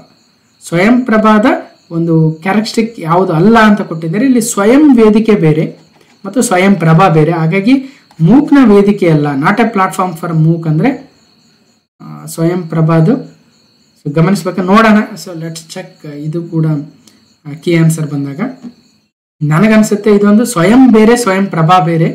ಸ್ವಯಂ ಒಂದು ನಾವು ಆನ್ಲೈನ್ ಕೋರ್ಸಸ್ ಮಾಡ್ಕೋಬಹುದು ಸ್ವಯಂ ಅಲ್ಲಿ ಅಲ್ವಾ, ಸ್ವಯಂ ಕೋರ್ಸಸ್ ಅಂತ ಕರಿತೀವಿ. ಸೊ ಯಾರು ಬೇಕಾದರೂ ಈ ಸ್ವಯಂಗೆ ಹೋಗಿ ರಿಜಿಸ್ಟರ್ ಆಗಿ ಸಾಕಷ್ಟು ಕೋರ್ಸ್ಗಳಿದ್ದಾವೆ, ವಿವಿಧ ಯೂನಿವರ್ಸಿಟಿಗಳು ಕೋರ್ಸ್ಗಳನ್ನು ಹಾಕಿದ್ರೆ ಅವೆಲ್ಲವುಗಳನ್ನು ಇಲ್ಲಿ ಕಲಿಬಹುದು. Next 14, suppose a teacher performs a self assessment in which he or she examines the pedagogy, articulates the reason and strength for strategies used in the classroom, identify the method referred here.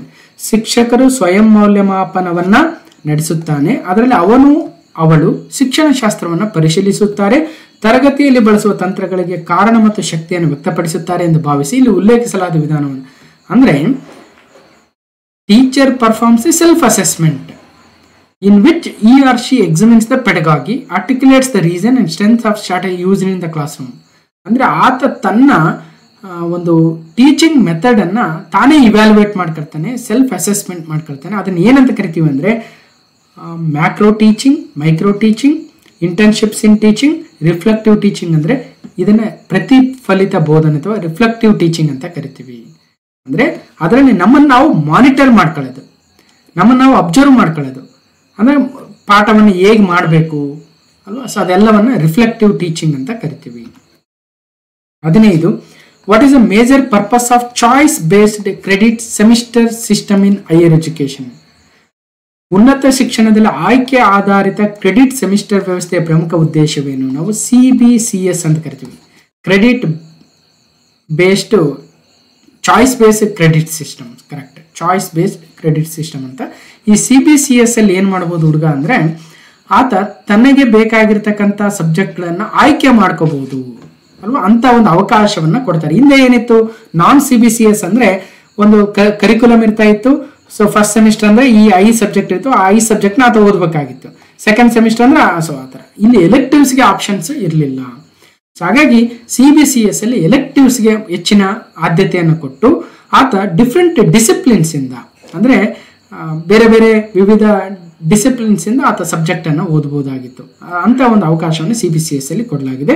So 15ಕ್ಕೆ ಸರಿಯಾದ ಉತ್ತರ course ಆಯ್ಕೆ credit ಕ್ರೋಢೀಕರಣದಲ್ಲಿ ನಮ್ಯತೆಯನ್ನು ಒದಗಿಸಲು, to provide a flexibility in course selection and credit accumulation. 15ಕ್ಕೆ ಸರಿಯಾದ ಉತ್ತರ. Multiple choices programmes courses so science ಅವರು ಆರ್ಟ್ಸ್ ತಗೋಬೋದು, ಆರ್ಟ್ಸ್ ಅವರು ಸೈನ್ಸ್ ತಗೋಬೋದು ಒಂದು ಸಬ್ಜೆಕ್ಟನ್ನು, ಅಥವಾ ಕಾಮರ್ಸ್ ಅವರು ಇದು ತಗೋಬೋದು, BBM ಅವ್ರು ಇನ್ನೊಂದು ತಗೋಬೋದು, ಅಥವಾ ಇಂಜಿನಿಯರಿಂಗ್ ತೆಗೆದುಕೊಂಡ್ರೆ ಒಂದು ಡಿಸಿಪ್ಲಿನ್ ಇನ್ನೊಂದು ಸಬ್ಜೆಕ್ಟನ್ನು ಓದ್ಬೋದು ಆಸಕ್ತಿ ಇದ್ದವರು. ಸೊ ಈ ರೀತಿಯಾಗಿರ್ತಕ್ಕಂಥ ಚಾಯ್ಸ್ ಬೇಸ್ಡ್ ಕ್ರೆಡಿಟ್ ಸಿಸ್ಟಮ್ನ ಒಂದು ಉದ್ದೇಶವಾಗಿದೆ. 16 which of the following statements best describes the positivism approach. ಈ ರಿಸರ್ಚ್ ಅಲ್ಲಿ ಸಕಾರಾತ್ಮಕ ವಿಧಾನ ಅಂದ್ರೆ ಏನು ಅಂದ್ರೆ ಸರಿಯಾದ ಉತ್ತರ ನನಗನ್ಸುತ್ತೆ positivism emphasises the importance of subjective experiences, ಅನುಭವಗಳ ಪ್ರಾಮುಖ್ಯತೆಯನ್ನು ಒತ್ತಿ ಹೇಳುತ್ತದೆ. ಓಕೆ, ಸೊ 16ಕ್ಕೆ ಸರಿಯಾದ ಉತ್ತರ ಅನ್ಸುತ್ತೆ. ಇಲ್ಲಿ 2 ರಿಸರ್ಚ್ ಮೆಥಡ್ಸ್ ಬರ್ತವೆ, ಒಂದು ಕ್ವಾಂಟಿಟೇಟಿವ್ ಮತ್ತೊಂದು ಕ್ವಾಲಿಟೇಟಿವ್. ಸೊ ಕ್ವಾಲಿಟೇಟಿವ್ ಅಲ್ಲಿ ಇಂಟರ್ಪ್ರಿಟಿವಿಸಮ್, ಕನ್ಸ್ಟ್ರಕ್ಟಿವಿಸಮ್, ಎಕ್ಸ್ಪ್ಲೋರೇಟರಿ ರಿಸರ್ಚ್ ಅಂತ ಬಂದ್ರೆ, ಕ್ವಾಂಟಿಟೇಟಿವ್ ಮೆಥಡ್ಸ್ ಅಲ್ಲಿ ಬಹಳ ಜನ ರಿಸರ್ಚ್ ಮಾಡ್ತಾ ಇರ್ತಾರೆ ಗೊತ್ತಿರುತ್ತೆ. ಪಾಸಿಟಿವಿಸಮ್, ಡಿಡಕ್ಟಿವ್ ಲಾಜಿಕ್ ಮತ್ತು ಕನ್ಫರ್ಮೇಟರಿ ರಿಸರ್ಚ್, ಕನ್ಫರ್ಮ್ ಮಾಡ್ಕೊಳ್ಳೋದು ನಾವು ಏನು ಹೈಪಾಥಿಸಿಸ್ ಫಾರ್ಮ್ ಮಾಡಿರ್ತೀವಿ ಅದು ಸರಿ ಇದೆಯಾ ಇಲ್ವಾ, ಅದಕ್ಕೆ ಎವಿಡೆನ್ಸಸ್ ಸಿಗ್ತಾ ಇದೆಯೋ ಇಲ್ವಾ, ಅದಕ್ಕೆ ಸೊ ಆ ರೀತಿಯ ಒಂದು ರಿಸರ್ಚ್ ಕ್ವಾಂಟಿಟೇಟಿವ್ ಮೆಥಡ್ಸ್ ಆಗುತ್ತೆ. ಅದಕ್ಕೋಸ್ಕರ 2 ಟ್ರೆಡಿಷನಲ್ ರಿಸರ್ಚ್ ಪ್ಯಾರಾಡಿಮ್ಸ್ ಅಂತೀವಿ, ಒಂದು ಪಾಸಿಟಿವಿಸಮ್ ಮತ್ತೊಂದು ಇಂಟರ್ಪ್ರಿಟಿವಿಸಮ್. ಪಾಸಿಟಿವಿಸಮ್ ಅಲ್ಲಿ ಕ್ವಾಂಟಿಟೇಟಿವ್ ಮೆಥಡ್ಸ್ ಇಂಪಾರ್ಟೆಂಟ್. ಓಕೆ, ಅದೇ ಇಂಟರ್ಪ್ರಿಟಿವಿಸಮ್ ಅಲ್ಲಿ ಸೊ ಇಲ್ಲಿ ನಾವು ಕ್ವಾಲಿಟೇಟಿವ್ ಮೆಥಡ್ಸ್ನ ಬಳಸ್ತೀವಿ. ಸೊ ಇದ್ರ ಬಗ್ಗೆ ಭಾಳ ನೀವು ಡೀಪ್ ಆಗಿ ನೋಡಿ. ಒಟ್ಟಾರೆಯಾಗಿ so positivism approach emphasises on the importance of the subjective experiences. ಇನ್ನು 17 in a research study investigating the effects of a new drug on blood pressure, ಹೊಸ ಒಂದು ಔಷಧಿಯನ್ನ ರಕ್ತ ಒತ್ತಡಕ್ಕೆ ಕಂಡುಹಿಡಿದಿದ್ದಾರೆ. Okay, so which of the following steps involves the recruiting participants and collecting the relevant information. So ರಕ್ತದೊತ್ತಡದ ಮೇಲೆ ಹೊಸ ಔಷಧದ ಪರಿಣಾಮಗಳನ್ನು ತನಿಖೆ ಮಾಡುವ ಸಂಶೋಧನಾ ಅಧ್ಯಯನದಲ್ಲಿ ಈ ಕೆಳಗಿನ ಯಾವ ಹಂತಗಳಲ್ಲಿ ಭಾಗವಹಿಸುವವರನ್ನು ನೇಮಿಸಿಕೊಳ್ಳುವುದು ಮತ್ತು ಸಂಬಂಧಿತ ಮಾಹಿತಿಯನ್ನು ಸಂಗ್ರಹಿಸುವುದು ಒಳಗೊಂಡಿರುತ್ತದೆ?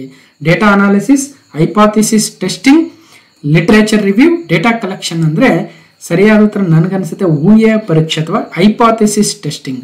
ಹೈಪಾಥಿಸಿಸ್ ಫಾರ್ಮ್ ಮಾಡಿರ್ತೀವಿ.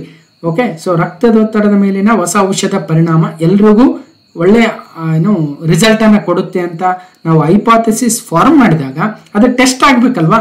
ಸೊ ಎಷ್ಟು ಜನಕ್ಕೆ? ಒಂದು 100 ಜನಕ್ಕೆ ಅದನ್ನ ಟೆಸ್ಟ್ ಮಾಡಿ ಅದರಲ್ಲಿ 95% ಜನಕ್ಕೆ ರಕ್ತದೊತ್ತಡಕ್ಕೆ ಒಳ್ಳೆ ಪರಿಣಾಮವನ್ನು ಈ ಔಷಧಿ ಬೀರ್ತಾ ಇದೆ ಅಂತ ನಾವು ಹೈಪಾಥಿಸಿಸ್ ಟೆಸ್ಟಿಂಗ್ ಮಾಡೋ ಮೂಲಕ ತೋರಿಸಬೇಕಾಗುತ್ತೆ. ಹಾಗಾಗಿ 17ಕ್ಕೆ ಬಿ ಸರಿಯಾದ ಉತ್ತರ ಅನ್ಸುತ್ತೆ. ವಾಟ್ ಈಸ್ ಹೈಪಾಥಿಸಿಸ್ ಟೆಸ್ಟ್ ಅಂದ್ರೆ it is a statistical method that uses sample data to evaluate hypothesis about a population ಅಲ್ವಾ. ಸೊ ಇದರಲ್ಲಿ ನಾವು probability, so Z scores, distribution of sample means, ಹೀಗೆ ವಿವಿಧ ಮೆಥಡ್ಗಳನ್ನು ಬಳಸ್ತೀವಿ. ಓಕೆ, ಇನ್ನು 18 which section of a thesis is typically responsible for outlining the research objectives, methodology, scope of the study. So ಈಗ ಒಂದು ಥೀಸಿಸ್ ಬರಿಬೇಕಾದ್ರೆ ಅದರಲ್ಲಿ ಮೊದಲು ಇಂಟ್ರೊಡಕ್ಷನ್, ಸೊ ನಂತರ abstract, introduction, literature review, analysis, ಹೀಗೆ ಸಾಕಷ್ಟು ವಿವಿಧ ಹಂತಗಳಿರ್ತವೆ. So methods used, then results, then finally the scope of the next research. So ಹೀಗೆ ವಿವಿಧ ಸಂಶೋಧನಾ ಉದ್ದೇಶಗಳು, ವಿಧಾನ, ಅಧ್ಯಯನದ ವ್ಯಾಪ್ತಿಯನ್ನು ವಿವರಿಸಲು ಪ್ರಬಂಧದ ಯಾವ ವಿಭಾಗವು ವಿಶಿಷ್ಟವಾಗಿ ಕಾರಣವಾಗಿದೆ. ಅಂದ್ರೆ ಅದನ್ನ ಓದ್ಬಿಟ್ರೆ ಸಾಕು, ರಿಸರ್ಚ್ ಅಬ್ಜೆಕ್ಟಿವ್ಸ್ ಏನು, ಮತ್ತೆ ಮೆಥಡಾಲಜಿ ಏನು ಬಳಸಿದ್ದಾರೆ, ಮತ್ತು ಸ್ಕೋಪ್ ಆಫ್ ದ ಸ್ಟಡಿ ಏನಂತ ಗೊತ್ತಾಗುತ್ತೆ. ಅಂದ್ರೆ ಸೊ ಪರಿಚಯ ಅಥವಾ ಇಂಟ್ರೊಡಕ್ಷನ್ ಓದಿದ ತಕ್ಷಣ ರಿಸರ್ಚ್ ಆಬ್ಜೆಕ್ಟಿವ್ಸ್ ಗೊತ್ತಾಗುತ್ತೆ, ಏನು ಮಾಡಕ್ ಹೋಗ್ತಾ ಇದ್ದಾರೆ, ಯಾವ ಮೆಥಡ್ಗಳನ್ನು ಬಳಸ್ತಾರೆ, ಮತ್ತು ಇಡೀ ಸ್ಕೋಪ್ ಆಫ್ ದ ಸ್ಟಡಿ ಏನಂತ. ನಂತರ ನೆಕ್ಸ್ಟ್ ಸೆಕ್ಷನ್ಸ್ ಬರ್ತವೆ. 18ಕ್ಕೆ ಎ ಸರಿಯಾದ ಉತ್ತರ. So introduction to the research project is important. ಆಮೇಲೆ ಬೇರೆ ಬೇರೆ ಇದಾವೆ. ಒಂದು ರಿಸರ್ಚ್ ಪ್ರಪೋಸಲ್ ಯಾವ ರೀತಿ ಆಗಿರ್ಬೇಕಂತ ಇಲ್ಲಿ ಕೊಟ್ಟಿದ್ದೀನಿ ನೋಡ್ಬೋದು. So next 19 what is the main purpose of including references and citations in a research paper. ಈಗ ರಿಸರ್ಚ್ ಪೇಪರ್ ಎಲ್ಲ ಮಾಸ್ಟರ್ ಡಿಗ್ರಿ ಮಾಡಿರೋರು ಇವತ್ತು ಬರೆದಿರ್ತೀರ. ಆ ರಿಸರ್ಚ್ ಪೇಪರ್ ಅಲ್ಲಿ ರೆಫರೆನ್ಸಸ್ ಅಂತ ಹಾಕ್ತಿವಿ, ಕೊನೆಯಲ್ಲಿ ರೆಫರೆನ್ಸಸ್ ಮತ್ತು ಸೈಟೇಷನ್ಸ್ ಅಂತ ಹೇಳ್ತೀವಿ. ಸೈಟೇಷನ್ಸ್ ಅಂದ್ರೆ ನಾವು ರಿಸರ್ಚ್ ಪೇಪರ್ ಬರೀಬೇಕಾದ್ರೆ ಅಲ್ಲಿ ಸೈಟೇಷನ್ಸ್ ಆಗ್ತವೆ. ಅಂದ್ರೆ ಈ ಒಂದು ಕಾನ್ಸೆಪ್ಟ್ ಅನ್ನ ಯಾವ ಪೇಪರ್ ಇಂದ ತೆಗೆದುಕೊಂಡಿದೀವಿ ಅಲ್ವಾ. ಆ ಪೇಪರ್ ಕೊನೆಗೆ ರೆಫರೆನ್ಸಸ್ ಅಲ್ಲಿ ಪೇಪರ್ ನಂಬರ್ ಹಾಕಿರ್ತೀವಿ 1, 2, 3, 4, 5 ಅಂತ. ನಮ್ಮ ಪೇಪರ್ ಅಲ್ಲಿ ಇನ್ ಬಿಟ್ವೀನ್ ನಾವು ಸೈಟೇಷನ್ ಕೊಡ್ತಾ ಹೋಗ್ತೀವಿ. ಪೇಪರ್ 1 ನಲ್ಲಿ ಇದನ್ನ ಬರೆದಿದ್ದಾರೆ ಯಾವ ತರ. So Amaresh Potnal and others, Amaresh Potnal something ಅಂತ ಬರಿತೀವಿ ಅಲ್ವಾ. ಸೊ ಆ ರೀತಿಯಾಗಿ ಯಾಕೆ ಬರ್ತೀವಿ, ರೆಫರೆನ್ಸಸ್ ಸೈಟೇಷನ್ಸ್ ಯಾಕೆ ಹಾಕ್ತೀವಿ ಅಂದ್ರೆ to make a paper more visually appealing. ಸಂಶೋಧನಾ ಪ್ರಬಂಧದಲ್ಲಿ ಉಲ್ಲೇಖಗಳು ಮತ್ತು ಉದ್ಧೃತಗಳನ್ನ ಸೇರಿಸುವ ಮುಖ್ಯ ಉದ್ದೇಶ ಏನು? ಬಹಳ ಚೆನ್ನಾಗಿ ಕಾಣಿಸುತ್ತೆ, ಆಕರ್ಷವಾಗಿ ಕಾಣಿಸುತ್ತೆ ಅಂದ್ರೆ ಅಲ್ಲ, ಆಕರ್ಷವಾಗಿ ಕಾಣೋದಕ್ಕೆ ಸೈಟೇಷನ್ಸ್ ಹಾಕಲ್ಲ. So to give credit to the work and ideas of other researchers, ಇತರ ಸಂಶೋಧಕರ ಕೆಲಸ ಮತ್ತು ಆಲೋಚನೆಗಳಿಗೆ ಮನ್ನಣೆ ನೀಡಬೇಕಾಗುತ್ತೆ. ಹೌದು, ಸೊ ಸೈಟೇಷನ್ಸ್ ಹಾಕದೇ ಅದರ ಉದ್ದೇಶ. ಸೊ ಯಾರು ಅದ್ರ ಮೇಲೆ ಹೆಚ್ಚಿನ ರಿಸರ್ಚ್ ಅನ್ನು ಮಾಡಿದ್ದಾರೆ, ಅದ್ರ ಕಂಟಿನ್ಯೂಯೇಷನ್ ನಾವು ಮಾಡ್ತಾ ಇದೀವಿ, ಅಥವಾ ನಾವು ಇಲ್ಲಿ ಕೋಟ್ ಮಾಡ್ತಾ ಇರ್ತಕ್ಕಂಥ ವರ್ಕ್ ಇಂಥ ಪೇಪರ್ ಅಲ್ಲಿ ಮೆನ್ಷನ್ ಆಗಿದೆ.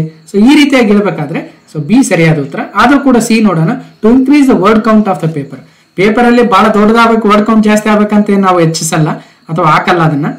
To show the number of references used by the author, so ಎಷ್ಟು ರೆಫರೆನ್ಸ್ ಹಾಕಿದೀವಿ ನೋಡ್ರಿ, ನಮ್ಮ ಕಡೆ ಒಬ್ಬರು 50-60 ರೆಫರೆನ್ಸಸ್ ಹಾಕಿರ್ತೀವಿ, ಅಷ್ಟೆಲ್ಲ ಹಾಕಿದೀವಿ ಅಂತ ತೋರಿಸೋದಕ್ಕೆ ರೆಫರೆನ್ಸಸ್ ಸೈಟೇಷನ್ಸ್ ಹಾಕಲ್ಲ, ಬದಲಾಗಿ ಆ ಕ್ರೆಡಿಟ್ ಕೊಡೋದು ಬೇರೆಯವರಿಗೆ. ಸೊ ಅವ್ರ ವರ್ಕ್ನ ಅವ್ರಿಗೆ ಕ್ರೆಡಿಟ್ ಕೊಡೋದು. ಹಾಗಾಗಿ 19 ಬಿ ಸರಿಯಾದ ಉತ್ತರ. ಈಗ ನೋಡಿ, the design and implementation of packet filter firewall using binary decision diagram ಅಂತ ಒಂದು ಪೇಪರ್ ಇದೆ. ಈ ಪೇಪರ್ನ ಗೋಪಾಲ್ ಪೌಲ್, ಅಮರೇಶ್ ಪೋತ್ನಾಳ್, CR ಮಂಡಲ್, ಭಾರ್ಗವ್ ಬಿ ಭಟ್ಟಾಚಾರ್ಯ, ನಾನು IIT ಖರಗ್ಪುರಲ್ಲಿ ಓದಬೇಕಾದ್ರೆ ಒಂದು ಪೇಪರ್ನ ಪಬ್ಲಿಷ್ ಮಾಡಿದ್ದೆ, ಅದರ ಒಂದು ಎಕ್ಸಾಂಪಲ್ ಇಲ್ಲಿದೆ. ಸೊ ಅಮರೇಶ್ ಪೋತ್ನಾಳ್ ಅಂತ ಅಲ್ವಾ. ಸೊ ಈ ಒಂದು ಪೇಪರ್ನ ಸೈಟೇಷನ್ ಎಷ್ಟರಲ್ಲಾಗಿದೆ ಅಂದ್ರೆ ಸೈಟ್ಸ್ ಇನ್ 3 ಪೇಟೆಂಟ್ಸ್, 3 ಪೇಟೆಂಟ್ಗಳಲ್ಲಿ ಸೈಟೇಷನ್ ಆಗಿದೆ. ಪೇಟೆಂಟ್ಗಳಲ್ಲಿ, ಪೇಪರ್ ಅಲ್ಲಿ ಸಾಕಷ್ಟು ಸೈಟೇಷನ್ ಆಗಿರುತ್ತೆ, ಒಂದು 3 ಪೇಟೆಂಟ್ ಅಲ್ಲಿ ನಮ್ಮ ಪೇಪರು ಸೈಟೇಷನ್ ಆಗಿದೆ ಅಂದ್ರೆ ಅರ್ಥ ಮಾಡ್ಕೊಳ್ಬಹುದು ಈ ಒಂದು ಪೇಪರ್ನ ವ್ಯಾಲ್ಯೂ. ಆ ಪೇಟೆಂಟ್ಗಳಲ್ಲಿ ಹೋಗಿ ಕೆಳಗಡೆ ರೆಫರೆನ್ಸಸ್ ಅಂತ ಹೋದಾಗ ಅಲ್ಲಿ ನನ್ನ ಪೇಪರ್ನ ಒಂದು ಮೆನ್ಷನ್ ಆಗಿರುತ್ತೆ. ಸೊ ಹಾಗೆ ಸೊ ಅದು ನೋಡಿ ನನಗೆ ಎಷ್ಟು ಕ್ರೆಡಿಟ್ ಬಂದಿದೆ ಅಲ್ವಾ.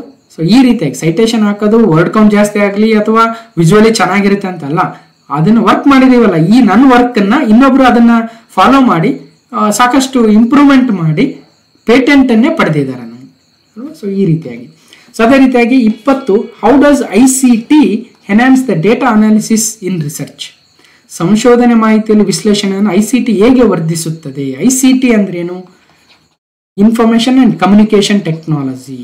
ನಾವು ಸ್ಲೈಡ್ಗಳನ್ನು ಬಳಸೋದು ಅಥವಾ ಪ್ರೊಜೆಕ್ಟರ್ನ ಬಳಸಿ ಪಾಠ ಮಾಡೋದು ಅಲ್ವಾ, ವಿಡಿಯೋ ಆಡಿಯೋಗಳನ್ನು ಬಳಸೋದು, ಇವೆಲ್ಲವುಗಳನ್ನು ಬಳಸಿದಾಗ ನಮ್ಮ ರಿಸರ್ಚ್ ಅಲ್ಲಿ ಯಾವ ರೀತಿಯಾಗಿ ಡೇಟಾ ಅನಾಲಿಸಿಸ್ ಅಲ್ಲಿ ಡೇಟಾ ಅನಾಲಿಸಿಸ್ ಅಂದ್ರೆ ICT ಯಾವ ರೀತಿಯಾಗಿ ಡೇಟಾ ಅನಾಲಿಸಿಸ್ ಅನ್ನ ರಿಸರ್ಚ್ ಅಲ್ಲಿ ಹೆಚ್ಚಿಗೆ ಮಾಡುತ್ತೆ ಅಲ್ವಾ.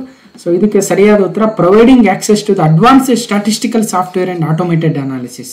ನಮ್ಮ ಸಂಶೋಧನೆಯಲ್ಲಿ ICT ಅನ್ನು ಬಳಸಿದಾಗ ಸ್ಟಾಟಿಸ್ಟಿಕಲ್ ಸಾಫ್ಟ್ವೇರ್ಗಳನ್ನು ಆಟೋಮೇಟೆಡ್ ಅನಾಲಿಸಿಸ್ ಅನ್ನು ಮಾಡೋದ್ರೊಂದಿಗೆ ನಮ್ಮ ರಿಸರ್ಚ್ ಅನ್ನ ಎನ್ಹಾನ್ಸ್ ಮಾಡುತ್ತೆ, ವರ್ಧಿತಗೊಳಿಸುತ್ತೆ. ಸೊ ಇದಕ್ಕೆ ನಾವು ಅಪ್ಲಿಕೇಶನ್ ICT ಇನ್ ರಿಸರ್ಚ್ ಅಂದಾಗ ನೀವು SPSS ಅಂತ statistical package for social science ಆಗಿರ್ಬೋದು, ಆರ್ ಪ್ರೋಗ್ರಾಮಿಂಗ್ ಕಲಿತಿರ್ತೀರಾ, ಮ್ಯಾಟ್ಲ್ಯಾಬ್ ಅನ್ನು ಬಳಸಿರ್ತೀರಾ, ಮೈಕ್ರೋಸಾಫ್ಟ್ ಎಕ್ಸೆಲ್ ಅನ್ನು ಬಳಸಿರ್ತೀರಾ, SAS ಅನ್ನೋ ಸಾಫ್ಟ್ವೇರ್ ಅನ್ನು ಬಳಸಿರ್ತೀರಾ, ಸ್ಟಾಟಿಕಲ್ ಅನಾಲಿಸಿಸ್ ಅಂಡ್ ಸಾಫ್ಟ್ವೇರು. ಸೊ ಇವೆಲ್ಲವುಗಳು ಕೂಡ ನಮ್ಮ ಡೇಟಾ ಅನಾಲಿಸಿಸ್ಗೆ ಬಹಳ ಯೂಸ್ ಆಗುತ್ತೆ ಅಲ್ವಾ. ಯಾವ ರೀತಿಯಾಗಿ ಡೇಟಾ ಕಲೆಕ್ಟ್ ಮಾಡ್ಕೊಂಡು ಬಂದಿರ್ತೀರಾ, ಬಾರ್ ಚಾರ್ಟ್ ಹಾಕ್ಬೋದು ಅಥವಾ ಪೈ ಚಾರ್ಟ್ ಹಾಕ್ಬೋದು, ಅಥವಾ ಅದರಲ್ಲಿ ಇರ್ತಕ್ಕಂಥ ಬೇರೆ ಬೇರೆ ಮ್ಯಾಟ್ಲ್ಯಾಬ್ ಬಳಸ್ಬೋದು, ಆರ್ ಪ್ರೋಗ್ರಾಮಿಂಗ್ ಬಳಸ್ಬೋದು. ಇವೆಲ್ಲವೂ ಕೂಡ ಒಟ್ಟಾರೆಯಾಗಿ ICT ಎನ್ಹಾನ್ಸ್ ಮಾಡುತ್ತೆ data analysis research by providing A statistical software and automated analysis. ಇನ್ನು ನೆಕ್ಸ್ಟ್ ಕಾಂಪ್ರಿಹೆನ್ಷನ್ ಕೊಟ್ಟಿದ್ದಾರೆ, ಇದನ್ನ ನೀವು ನೀಟಾಗಿ ಓದಿ. ಕಾಂಪ್ರಿಹೆನ್ಷನ್ ನಾನು ಓದಕ್ಕೆ ಹೋದ್ರೆ ಈಗ ಬಹಳ ಟೈಮ್ ಆಗುತ್ತೆ, ಇದರ ಕೀ ಆನ್ಸರ್ಗಳನ್ನು ಮಾತ್ರ ಹೇಳ್ತಾ ಹೋಗ್ತೀನಿ. ಸೊ ಕನ್ನಡದಲ್ಲಿ ಪ್ಯಾಸೇಜು ಮತ್ತು ಇಂಗ್ಲಿಷಲ್ಲೂ ಕೂಡ ಕೊಟ್ಟಿದ್ದೀನಿ. ಮೊದಲನೇ ಪ್ರಶ್ನೆ 21ರಲ್ಲಿ what according to the author the contributed to Indians forming ideas about foreigners. ಲೇಖಕ ಪ್ರಕಾರ ವಿದೇಶಿಯರ ಬಗ್ಗೆ ಕಲ್ಪನೆಗಳನ್ನು ರೂಪಿಸಲು ಭಾರತೀಯರಿಗೆ ಯಾವ ಕಾರಣ ನೆರವಾಯಿತು ಅಂದರೆ English rule, administrative system, English literature. ಅಂದರೆ 21ಕ್ಕೆ ಇಂಗ್ಲಿಷ್ ಸಾಹಿತ್ಯದಿಂದಾಗಿ ಭಾರತೀಯರಲ್ಲಿ ಫಾರಿನರ್ಸ್ ಬಗ್ಗೆ ತಮ್ಮದೇ ಆಗಿರ್ತಕ್ಕಂಥ ಒಂದು ವ್ಯೂವನ್ನು ತರೋದಕ್ಕೆ ಸಾಧ್ಯ ಆಯಿತು ಇಂಗ್ಲಿಷ್ ಸಾಹಿತ್ಯ ಅಲ್ವಾ. ಸೊ ಅದಕ್ಕೆ the men was linked up with the contemporary history of the English people whom we came to know those earlier days. It was mainly through their mighty literature ಅಂತ ಹೇಳ್ತಾರೆ. ಇನ್ನು 22 what was lacking in the educational system of that time according to the author. According to the author Rabindranath Tagore ಅವರಲ್ಲಿ ಏನು ಹೇಳ್ತಾರೆ, ಆ ಲೇಖಕರ ಪ್ರಕಾರ ಆ ಕಾಲದ ಶೈಕ್ಷಣಿಕ ವ್ಯವಸ್ಥೆಯಲ್ಲಿ ಏನು ಕೊರತೆ ಇತ್ತು ಅಂದರೆ ತಾತ್ವಿಕ ವಿಚಾರಣೆ, ನೈತಿಕ ತತ್ವಗಳು, ವೈವಿಧ್ಯತೆ, ತಾಂತ್ರಿಕ ಪ್ರಗತಿ ಅಂದ್ರೆ ವೈವಿಧ್ಯತೆ ಕಮ್ಮಿ ಇತ್ತು ಅಂತ ಹೇಳ್ತಾರೆ. ಅದಕ್ಕೋಸ್ಕರ ಅಲ್ಲಿ ರವೀಂದ್ರನಾಥ್ ಟ್ಯಾಗೋರ್ ಅವರು ಹೇಳ್ತಾ ಹೋಗ್ತಾರೆ, ಆ ದಿನಗಳಲ್ಲಿ ನಮಗೆ ನೀಡಲಾದ ಕಲಿಕೆಯ ಪ್ರಕಾರವು ಸಮೃದ್ಧವಾಗಿರಲಿಲ್ಲ ಅಥವಾ ವೈವಿಧ್ಯಮಯವೂ ಆಗಿರಲಿಲ್ಲ ಮತ್ತು ವೈಜ್ಞಾನಿಕ ವಿಚಾರಣೆಯ ಮನೋಭಾವದ ಪುರಾವೆಯೂ ಹೆಚ್ಚಿರಲಿಲ್ಲ ಅಂತ ಹೇಳ್ತಾರೆ. ಹಾಗಾಗಿ 22ಕ್ಕೆ ಸಿ ಸರಿಯಾದ ಉತ್ತರವಾಗುತ್ತೆ. ಇನ್ನು 23, why did Indian leaders believe that the English will give a freedom to our country? ಆಂಗ್ಲರು ನಮ್ಮ ದೇಶಕ್ಕೆ ಸ್ವಾತಂತ್ರ್ಯ ಕೊಡ್ತಾರೆ ಅಂತ ಭಾರತೀಯ ನಾಯಕರು ಏಕೆ ನಂಬಿದ್ರು ಅಂದ್ರೆ 23ಕ್ಕೆ ಬಿ ಸರಿಯಾದ ಉತ್ತರ. ಅವರು ಪ್ರಪಂಚದಾದ್ಯಂತ ಅನೇಕ ರಾಜಕೀಯ ನಾಯಕರಿಗೆ ಆಶ್ರಯ ನೀಡಿದ್ರು. They provided shelter to many political leader from around the world. ಅದಕ್ಕೋಸ್ಕರ ಅವರು ನಮಗೆ ಸ್ವಾತಂತ್ರ್ಯ ಕೊಡಬಹುದು ಅಂತ ನಮ್ಮವರು ಭಾಗವಹಿಸಿದ್ರು. ಆ ಸಮಯದಲ್ಲಿ ನಮ್ಮ ರಾಷ್ಟ್ರೀಯ ಸ್ವಾತಂತ್ರ್ಯವನ್ನು ಪಡೆಯಲು ತಾತ್ಕಾಲಿಕ ಪ್ರಯತ್ನಗಳು ನಡೆಯುತ್ತಿದ್ರು. ಹೃದಯದಲ್ಲಿ ನಾವು ಇಂಗ್ಲಿಷ್ ಜನಾಂಗದ ಔದಾರ್ಯದ ಒಂದು ನಂಬಿಕೆಯನ್ನು ಕಳೆದುಕೊಂಡಿರಲಿಲ್ಲ. ಒಟ್ಟಾರೆಯಾಗಿ ಇಂಗ್ಲೆಂಡ್ ತಮ್ಮ ದೇಶದಲ್ಲಿ ಶೋಷಣೆಯಿಂದ ಪಲಾಯನ ಮಾಡಬೇಕಾದ ಎಲ್ಲರಿಗೂ ಕೂಡ ಆಶ್ರಯವನ್ನು ಒದಗಿಸಿತ್ತು. ಹಾಗಾಗಿ ಅವರು ನಮಗೆ ಸ್ವಾತಂತ್ರ್ಯವನ್ನು ಕೊಡ್ತಾರೆ ಅಂತ ನಮ್ಮ ದೇಶದವರು ನಂಬಿದ್ರು, ನಮ್ಮ ಭಾರತೀಯ ನಾಯಕರು. 23ಕ್ಕೆ ಬಿ ಸರಿಯಾದ ಉತ್ತರ.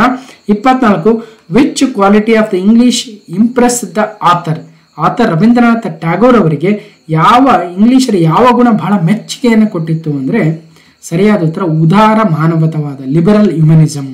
ಅದಕ್ಕೋಸ್ಕರ ಹೇಳ್ತಾರೆ, I was impressed by this evidence of liberal humanity in the character of the English ಅಂತ. ಅವರ ಉದಾರವಾದ ಮಾನವೀಯತೆ ನನ್ನನ್ನು ಪ್ರಭಾವಿತನನ್ನಾಗಿ ಮಾಡಿತ್ತು ಅಂತ ಹೇಳ್ತಾರೆ. ಓಕೆ, 24ಕ್ಕೆ ಡಿ ಸರಿಯಾದ ಉತ್ತರ. 25, why was the author influenced by the speeches of the John Bright? John Bright ಅವರ ಭಾಷಣಗಳಿಂದ ರವೀಂದ್ರನಾಥ್ ಟ್ಯಾಗೋರ್ ಅವರು ಏಕೆ ಪ್ರಭಾವಿತರಾಗಿದ್ರು ಅಂದ್ರೆ ಸರಿಯಾದ ಉತ್ತರ 1, ಬಿಕಾಸ್ ಈ speeches were relevant beyond the national boundaries. ಏಕೆಂದ್ರೆ ಅವರ ಭಾಷಣಗಳು ರಾಷ್ಟ್ರೀಯ ಗಡಿಗಳನ್ನ ಮೀರಿ ಪ್ರಸ್ತುತವಾಗಿದ್ವು. ಸೊ ಅದಕ್ಕೆ ಹೇಳ್ತಾರೆ, large hearted radical liberalism of those speeches overflowing all narrow national bounds ಅಂತ. ಜಾನ್ ಬ್ರೈಟ್ ಅವರ ಭಾಷಣಗಳನ್ನು ಕೇಳುವ ಅವಕಾಶ ನನಗೆ ಸಿಕ್ಕಿತು. ಆ ಭಾಷಣಗಳ ದೊಡ್ಡ ಹೃದಯದ ಆಮೂಲಾಗ್ರದ ಉದಾರವಾದವು ಎಲ್ಲ ಸಂಕುಚಿತ ರಾಷ್ಟ್ರೀಯ ಗಡಿಗಳನ್ನು ದಾಟಿ ನನ್ನ ಮನಸ್ಸಿನಲ್ಲಿ ಎಷ್ಟು ಆಳವಾದ ಪ್ರಭಾವ ಬೀರಿತಂದ್ರೆ ಅಂತ ಹೇಳ್ತಾ ಹೋಗ್ತಾರೆ. ಸೊ ಈ ಕೆಸೆಟ್ ನ ಇವತ್ತು ನಡೆದಿರ್ತಕ್ಕಂಥ 13/1/2024 ಕೆಸೆಟ್ ಪೇಪರ್ನ ಮೊದಲ ಪತ್ರಿಕೆಯ 25 ಪ್ರಶ್ನೆಗಳನ್ನು ಸಾಲ್ವ್ ಮಾಡಿದ್ವಿ, ಅನಾಲಿಸಿಸ್ ಅನ್ನು ಮಾಡಿದ್ವಿ. ಸೊ ಹೇಗನಿಸ್ತು ಅಂತ ಕಮೆಂಟ್ ಮೂಲಕ ತಿಳಿಸಿ. ಮತ್ತು ಇನ್ನೂ 25 ಪ್ರಶ್ನೆಗಳನ್ನು ಸಾಲ್ವ್ ಮಾಡಬೇಕು ಅಂದ್ರೆ ಕಮೆಂಟ್ ಮೂಲಕ ಹೌದು ಸರ್ ಸಾಲ್ವ್ ಮಾಡಿ ಅಂತ ಹೇಳಿದ್ರೆ ಸಾಲ್ವ್ ಮಾಡ್ತೀವಿ, ಇಲ್ಲ ಸರ್ ನಮಗೆ ಆಲ್ರೆಡಿ ಗೊತ್ತಿದೆ ಅಂದ್ರೆ ಸಾಕು ಮಾಡೋಣ ಇಲ್ಲಿಗೆ. ಸೊ ಒಟ್ಟಾರೆಯಾಗಿದ್ದು ಮೊದಲನೇ ಭಾಗವಾಗಿತ್ತು. ನೋಡೋಣ ನಿಮ್ಮ ಕಮೆಂಟ್ಗಳ ಮೇಲೆ ನಾ 2ನೇ ಭಾಗವನ್ನು ಮಾಡ್ತೀನಿ ಅಂತ ಹೇಳ್ತಾ. So KSET 2024 QP analysis part 1 ಆಗಿತ್ತು. ಒಟ್ಟಾರೆಯಾಗಿ ಕ್ಲಾಸ್ ನಂಬರ್ 457 ಆಗಿತ್ತು. ಯಾರಾದರೂ ಮೊದಲನೇ ಬಾರಿಗೆ ನೋಡ್ತಾ ಇದ್ರೆ ಅಮರ್ಸ್ ಕ್ಲಾಸಸ್ ಅಂತಕ್ಕಂಥ ಯೂಟ್ಯೂಬ್ ಚಾನಲ್ಗೆ ಸಬ್ಸ್ಕ್ರೈಬ್ ಆಗಿ ಮತ್ತು ಈ ವಿಡಿಯೋಗೆ ಒಂದು ಲೈಕ್ ಮಾಡಿ. ಜೊತೆಗೆ ಇದರ ಟೆಲಿಗ್ರಾಮ್ ಒಂದು ಪಿ ಡಿ ಎಫ್ ಅನ್ನು ಈ ಟೆಲಿಗ್ರಾಮ್ ಚಾನಲ್ ಹಾಕಿರ್ತೀನಿ, ಅಮರ್ಸ್ ಕ್ಲಾಸಸ್ ಅಂತ ಹೋಗಿ ಸರ್ಚ್ ಮಾಡ್ಬೋದು. ಸೊ ಇಷ್ಟು ಹೇಳ್ತಾ, ಸೊ ಹೇಗೆ ಅನಿಸ್ತು ಅಂತ ಕಮೆಂಟ್ ಮೂಲಕ ತಿಳಿಸಿ. ಮತ್ತು ಈ ವಿಡಿಯೋನ ಕಂಪ್ಲೀಟ್ ಆಗಿ ನೋಡಿರ್ತಕ್ಕಂಥ ಎಲ್ರಿಗೂ ಧನ್ಯವಾದಗಳು. ಮತ್ತೆ ಮುಂದಿನ ವಿಡಿಯೋದಲ್ಲಿ ಸಿಗ್ತೀನಿ ಅಂತ ಹೇಳ್ತಾ ಥ್ಯಾಂಕ್ ಯು.